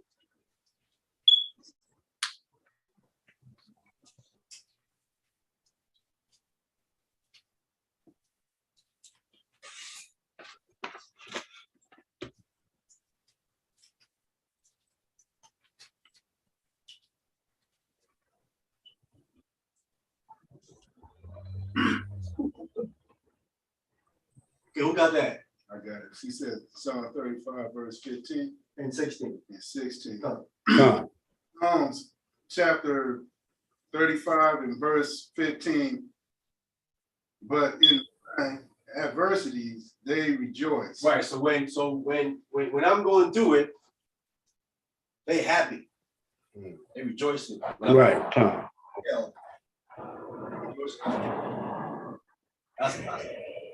Excuse me, that's immediately off already as it is. Go ahead. And gather themselves together, yea, the object gathering themselves together against me. And I know it's not they did tear me and tear me and cease not. Says so these people gathered themselves together against me, and I knew it not. They did tear me and cease not. Right? So they're talking about you. Right? Even plotting something against you. All kind of stuff against you. Right? Go ahead. Verse 16, with hypocritical markers and feasting, they garnish upon me with their teeth. With hypocritical mockers. You got a bunch of hypocritical mockers in feasts, right? Because you are a hypocrite if you're talking about a brother, plotting against them, and trying to keep some feast days. You can't do that to a feast like that. Not not the Most High's feast. Maybe Christmas and New Year and all that, and the bunny and all that crap. Maybe. If you're not done with the Most High feast, you can't do nothing like that. You become a hypocrite. Oh, right, because it didn't say any holy feast. It just said feast period. Okay. And so wouldn't hypocritical mockers kind of be in a form of jesting? Yeah, they gathering against you. I mean, they're rejoicing in your adversity. So that means they saying all kind of stuff about you in your adversity. They say, man, you weak and it's your fault. There's all kind of stuff they're saying when you going through, instead of trying to console you and help you get through it. Like Job's friends. Well, Job's friend, they wasn't like rejoicing, but they were just pointing the finger at Job the entire conversation. They kept saying that what's happening to you is because something you did. Something you did, right? That's what you're being cursed right now, right? Yeah. These ones, they went farther. They happy that you going. They're rejoicing. You know, Job's friend wasn't happy that he was going through it. They were just like blaming him for what he's going through. But these guys in Psalms, they rejoicing over what's happening to you. You know, they glad you're going through it. They probably wish more coming your way, more adversity to come your way, instead of trying to seeking to help you get through it. Then they get it together. And when they do that, they're talking about you behind your back. Saying X, Y, Z about you. And then want to be like, yeah, I'm coming to the Passover. Really? Hypocrite. Talking about someone and gathering and talking about it behind their back, and you talking about how you keeping Torah down. What you doing? You keeping Torah down? You hypocrite. That ain't keeping Torah. That nothing to do with keeping Torah. So should it not be at that person's discretion to see? That's the kind of stuff where, because the Bible tells us to examine ourselves daily, right? Well, to sit in any of the Lord's assembly or his feast without proper evaluation, shouldn't that beckon some kind of scrutiny on the individual's part, even if he or she doesn't say, what's going? Everybody's not going to say what's going on internally. You know what I mean? Thus, at the end of the day, they should, but I mean, the likelihood, you know what I mean? That's a very low percentage number. You know what I mean? At the end of the day, it's still the being real with oneself, because who you can't fool, who you can't hide that from is you and the Most High. You know what I mean? So him or them even knowing that, is it still, I mean, how can you sit in the assembly like whether everybody in the congregation knows it or not, yeah, if you've been faulty, what you've been doing. You know what I mean? Is that even if him sitting in the midst of, isn't he still in the wrong? No, I mean, if let's read it. Go read it. Let's get Ephesians where he was before. Go ahead, Yabana.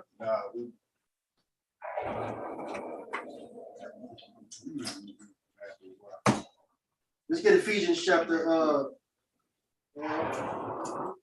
that's what it is. Bigger jig of this and bigger jig of that. You heard play the Blue Funk song? I'm sorry, let's get Galatians chapter 6. Sing at verse 1. That's it. Galatians chapter 6, you're gonna get verse 1. Starting at verse 1. Let's get that. I got it. Go ahead, Cousin War. Go ahead. Galatians chapter 6, verse 1. Yes, sir. But, brethren, if a man be overtaken in a fault. If a man Ye, be overtaken in a fault, go ahead. ye which are spiritual, You which are spiritual, right? Not carnal, re- spiritual. Go re- ahead. restore such a one in the Restore spirit of meekness. in spirit, restore such a one, right? So that's why that person should confide in somebody. Con, I guess it confide in everybody. You may want con, you can find con. someone you can confide in that person, that spiritual person. Make sure it's a spiritual person, first of all. Con. That restore you in the spirit with meekness. You know what I'm saying? Mm-hmm. The problem, like, don't try to deal with it by yourself, because you're not by yourself, especially if there's a brotherhood that you're with. They want you by yourself so you can work on you even more. You alone, you don't get you by yourself. But if you have spiritual backup to your brothers, you can't get you. Remember, you're part of a body, right? The hand ain't by itself, is it? The hand got the other hand, it got the leg, it got the body, it got the head. He ain't rolling by himself. See, he can't act like he's by himself because he's not by himself, right? He's ignoring the rest of his body. If he's saying, if the hand said, well, it's just me. How is it just you? You forget me over here and me right here, and you attach to me over here. You're not by yourself. So don't deal with. So the body deal with a problem as a body. You don't deal with it by itself. With what the finger will deal with a problem by itself. The body takes care of it. So I would say confide in someone that spiritual, that he can restore you back into the spirit. Because man, we all been there, bro. We all been there. We all did something where we felt like, man, dude, I don't know about that one, man. I was way off on that one. I don't know if I'm going to come back from that one. You know what I'm saying? But as long as you're still breathing, know for a fact, you have not went so far you can't come back from it. Because if you went that far, the Most High took you. Wow. He'd have took you if you went that far. The text tells you, when you go too far, the text, Paul said, it must need that you die at this point. You don't went too far. He'll pull you. And the reason why he would even pull you is to help you. But you don't go to that lane. You know, there's something when the Most High pull you, is to help you. Nah, you're going way too far. If you do that over there, from that lake of fire, so let me pull you now, so you don't hurt yourself later on. You don't see it now. People are crying over you dying and you're deaf and all that, you know, coughing and all that stuff. But later on, when Christ comes, you're going to see, man, all praise to the Most High. I'm glad you took me. Glad you took me back then. It was crying back then, we was, but I see now why you did it. Wow. It was all in wisdom. You dealing with a God that loves you, bro. That's what you're dealing with. If that means pulling you before you go too far, he'll pull you before you go too far. So long as you're here breathing, man, you still have a chance. If you have not blasphemed the Holy Spirit, which you maybe do that, you will be dead. Christ said, all manner of sin can be forgiven of man. He said, even if you talk against me, Hamashiach Yahushua, that can be forgiven. But blasphemy of the Holy Spirit, it's the only unforgivable sin. I don't care what no man thinks he did or doing. If you ain't blaspheming the Holy Spirit, you have now went that far. You can always come back from that. Listen, how far did Paul go? Paul murdered Christ's followers, locked them up in jail. He went all the way there. Nothing worse than that. You can't go past that. He murdered them, and he was still given another chance. Right? Look at David. David committed what? Adultery, what? And murder. He still came back from that. If anybody would have the mind from, but I can't come back, you would think it would be David. He committed adultery in a man, and he plotted to kill that man in the battlefield. Plotted his murder in the battle, put him in a situation and then draw back off of him to get killed by his enemy. You can read about how he was in his head, he was all messed up in his head in Psalms 51. They was like, man, I was shaped in iniquity. He was all messed up in the spirit about it. But he prayed to the Most High, and the Most High forgave him. So, I mean, I don't know what a man can say that he went so far he can't come back from. What David did and what Paul did, I don't think you went that far. That's adultery and murder. Two. Right. Two sins worthy of death. Adultery and murder is both worthy of death from the Most High. And who's gonna be the kingdom? David gonna be the kingdom. Paul gonna be the kingdom. And they both committed these things. So it was someone to restore you, as it says, to restore you such a one in the spirit of meekness, considering yourself, lest ye also be tempted as well. Go ahead. Verse 2. Bear ye one another's burdens, and so fulfill the law of Christ. That's the law of Christ right there that they keep talking about. Is some rules and regulations. Bear one another's pressures. That burden there is pressure. Right? Stuff that's pressuring you and getting you off your square. Bear one another's pressure is what this Greek word here, burden, is speaking of. Pressure and weights. It's weighing you down. And that's how you fulfilling the law of Christ. Pressure and weights. Come. So that Greek word there is speaking of. Listen, we are told to do this. Why? Because we fulfill the law of Christ. That's how it don't say go to the priest to do this. bear one another. It says to do that. We are commanded to do something like that.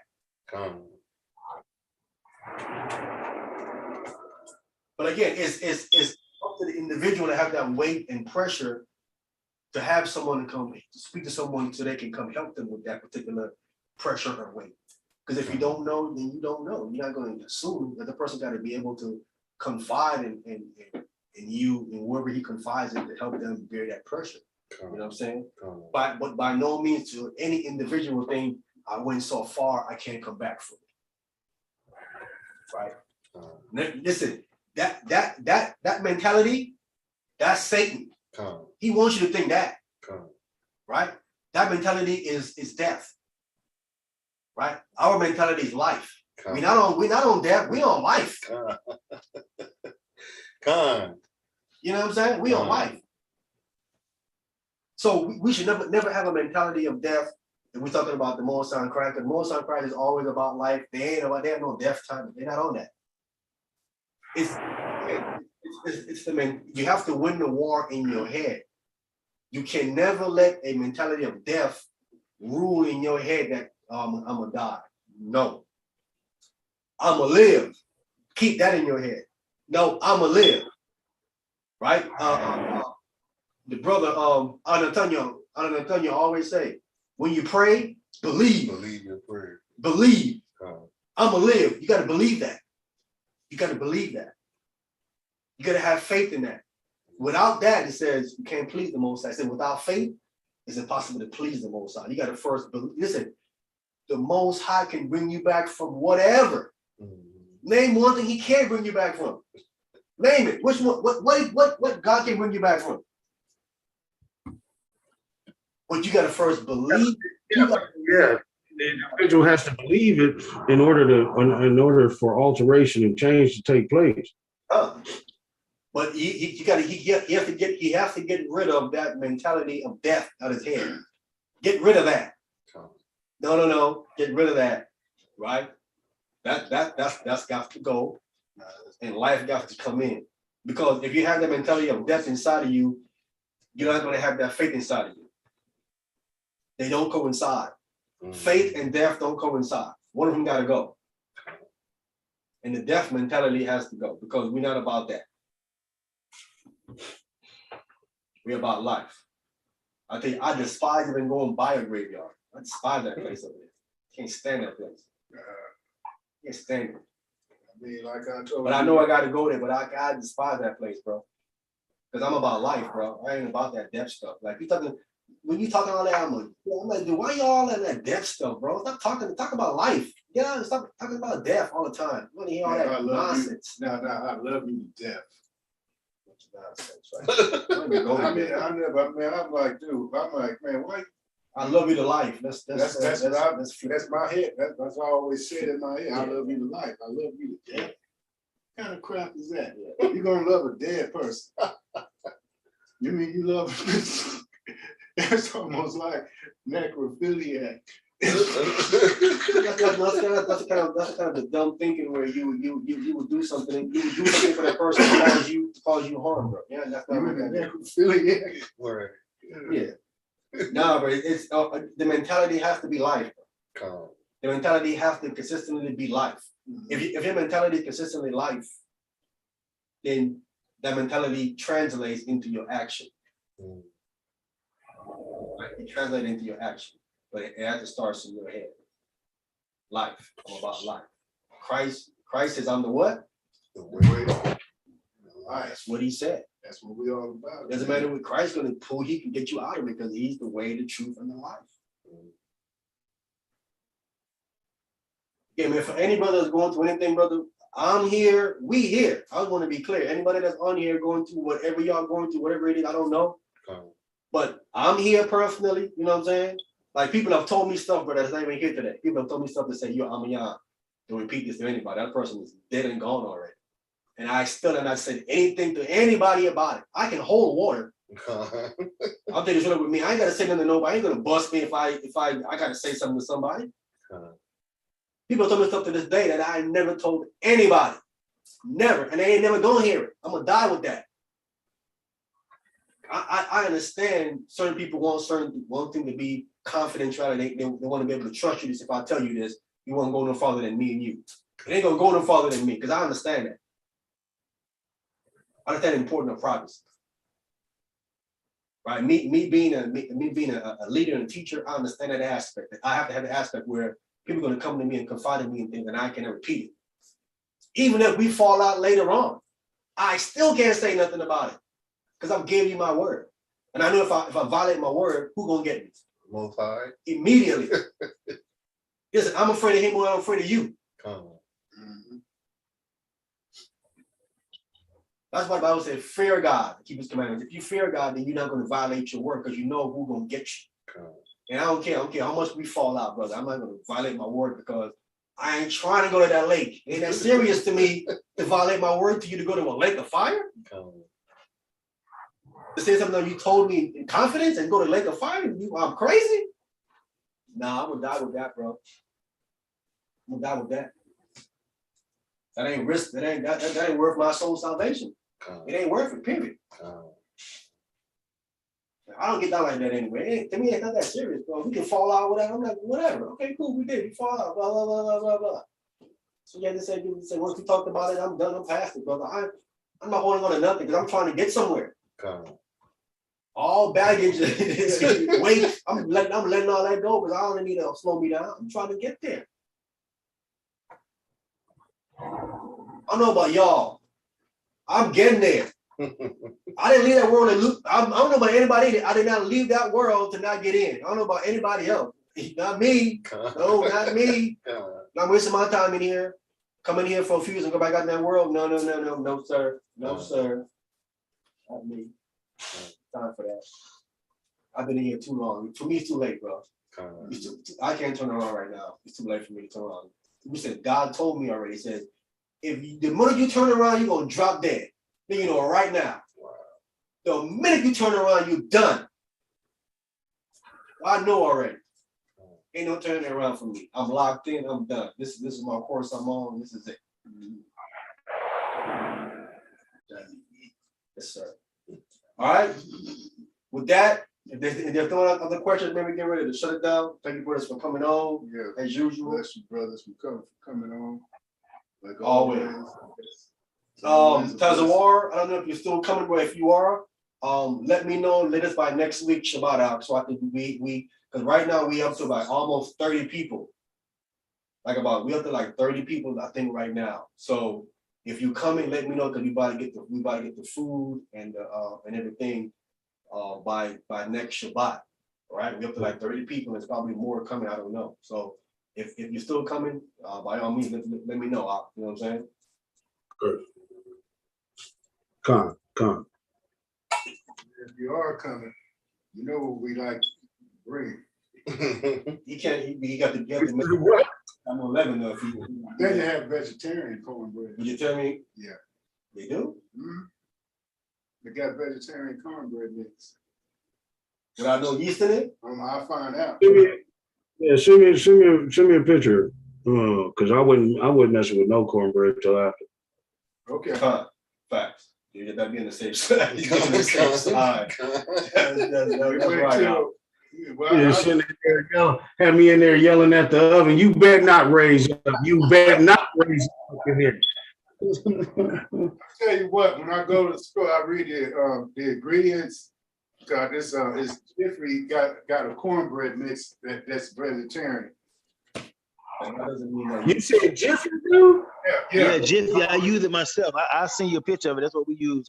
Because regular Jiffy got pork in it, but they do got a vegetarian brand that we use here. So, because one of the things Gabar pointed out to me is like, be careful because the words that they use aren't always that word yeast. It's something else. You know what I mean? I wish he was on real quick, but yeah, that's how I had to go through the house last year. And I clean sweep everything in here. And drove it down the street. See in a couple days, household items. See in a couple days. We kept that car down the street. Okay, with that, man, thank you brothers for coming on. As I said, man, feed your spirit. Stay prayed up. Not leave your house without praying. There's too much going on in the streets today where we are. Problems you have, take it to your spiritual father in a Mashiach Yahushai's name. Stay real, stay genuine. Yeah, brother, stay real, stay genuine, man. With that, let me start with brother Alan Nathaniel.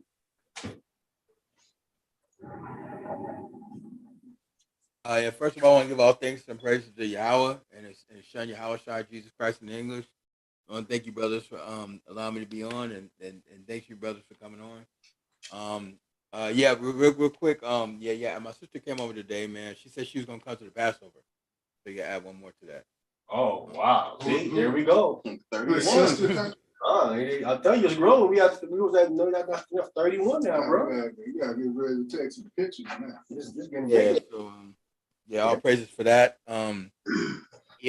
Just every brothers, I appreciate the brotherhood. I'm glad you brothers being able to, be a part of the brotherhood. Just remind all you brothers, man, just to stay prayed up and feed your spirit every day. It's important, man. That's about it for me. Ta-da, bro. I found that the user manual for the camera. I have it in my hand right now. Okay. Yeah. I probably can see Izar, like, saying either tomorrow or within a week, whatever. So I can give it to him, so he probably give it to you by the Shabbat. And I have these Velcros for you too. Yeah, give it to Izar. He probably bring it when he come next time. Okay, cool, no problem. I got you. But you can read to the manual and see if there's an adjustment to that timing on that camera. Oh yeah, I didn't see it. I just looked through it. I didn't see it at all. Okay. All right. Cool. Let's do that then. Come. Let me get it. Okay. Ta-da for that, Doc. No problem, brother. Okay. Server Smith. Yeah, all praises to Yah, his son Yeshua, our King. Man, great lesson. Also the input with the other brothers was beautiful. Anybody talk to brother Emmanuel? How he doing? I didn't hear him on today. He's doing good. I spoke to him. He's at home with his daughter, taking care of his daughter. Awesome. Good. I'll say this. Maybe because Jada used to like Tupac, so maybe Will Smith got in his mind, I ain't a killer, but don't push me. You know? So, but now in all seriousness, man, you know, we just got to just stay the course. If you pray, don't worry. If you worry, don't pray. You know what I mean? Because he gonna make it happen. You know, and as always, keep the commandments or die trying. That's all I got. Now we're gonna keep the commandments. We're gonna keep it. Yeah, yes, sir. We're gonna keep it. What we gonna do? We ain't gonna try stuff. Let's get it. Yes, sir. Yes, sir. Come. Beautiful lessons, man. Thank you. I wish people in the world would say that about doing wickedness. I'm gonna try to do wickedness. They don't try, they do it. Now we do it, right? Ain't no trying now. You make it happen. That's the mentality you gotta have, though. You know, the mentality gotta be that. You know what I'm saying? But you have to win the war first here in your head. It's gotta be that. That's why the Bible talks about. So no plan B. No plan B. Right. Paul said by the renewing of your mind. That's what he says. Transforming of your mind. You gotta start up in your head. In your head. You know what I'm saying? You don't get a new mind, you just have to renew You it. gotta renew. You gotta transform your thinking. You know what I'm saying? Taz of War? Not there. All right. I'm here. Yeah, everything that that was. I'm actually this week. I'm kind of at a bit of a loss of words. So, blessings to the Most High for allowing me a chance and the opportunity to link up with you brothers. I actually thought I was gonna miss y'all. All praises that He allowed me to make what was necessary, and so it was still applicable. So, blessings to you for being obedient, brother, for giving such a good lesson and being apt to the questions that come before you. So I appreciate it. A lot of good information came through today. And you brothers get home safely. Traveling graces and mercies, blessings to your homes, to your family and your children. As well as minutes. You gotta get off. It's gonna be 11 o'clock. What you trying to say, brother? No, I'm sorry. No, bro, my bad. I wasn't even. Yo, I wasn't even talking to you. My bad. I been muted. I'm sorry, brother. Brother, just put me on a time limit. Salaki, my bad, Salaki. Not the Oscars, brother. We need you to rush that on through. Yo, I wasn't even. My bad, King. I want to talk to you. Sorry, Salaki. Hey, No, look, if you don't rush it, man, you know what's coming. We ain't doing no slap around here, brother. All praises to the Most High once again for waking everybody up this morning, allowing us to get this portion of the day said and done with, and in the history books. And you brothers get home safely, traveling graces and mercies. Once again, love you, brothers. Lord willing, see and speak to y'all on the next Sabbath. Time for that, brother. Man. I do hope you make it to the Passover, brother. You know what I'm saying? It's gonna be kind of awkward without you there, brother. You know Yeah, brother. You be welcome there, brother. We'd like to see you, brother. And you know I want to see you. I want to see you too. Yeah. All praises. Your passion, man. I want you there. I want to feel it. Hey, I mean, I did want this because you know the year is supposed to start tonight, but it's overcast outside. Yeah, it is. It was like that this morning when I got off from work. You mean the do you have the app? Like, what's it look like on the app? man, this thingy, this thing is on Windows 10. I can't even get the new moon on this Windows 10 thing. You don't want to work. Oh wow. Yeah, it's because it looked like it was a slip. Oh, you know what, man? Go ahead. Go on your phone. I look on my phone. My phone got about 10 moon apps on it. I might put me a couple. Yeah, I don't have it on my phone anymore. Like I don't have my phone because I had to restart my phone. I don't have my phone anymore. After they finish. All right, Tazawar, man. Ta-da again, man, for for the feedback, brother. You know what I'm saying? Definitely. Always appreciate Oh it. yeah. Jason, you there? Camera's on mute, black. Matter of fact, let me I'm muted. let me start shutting down the stuff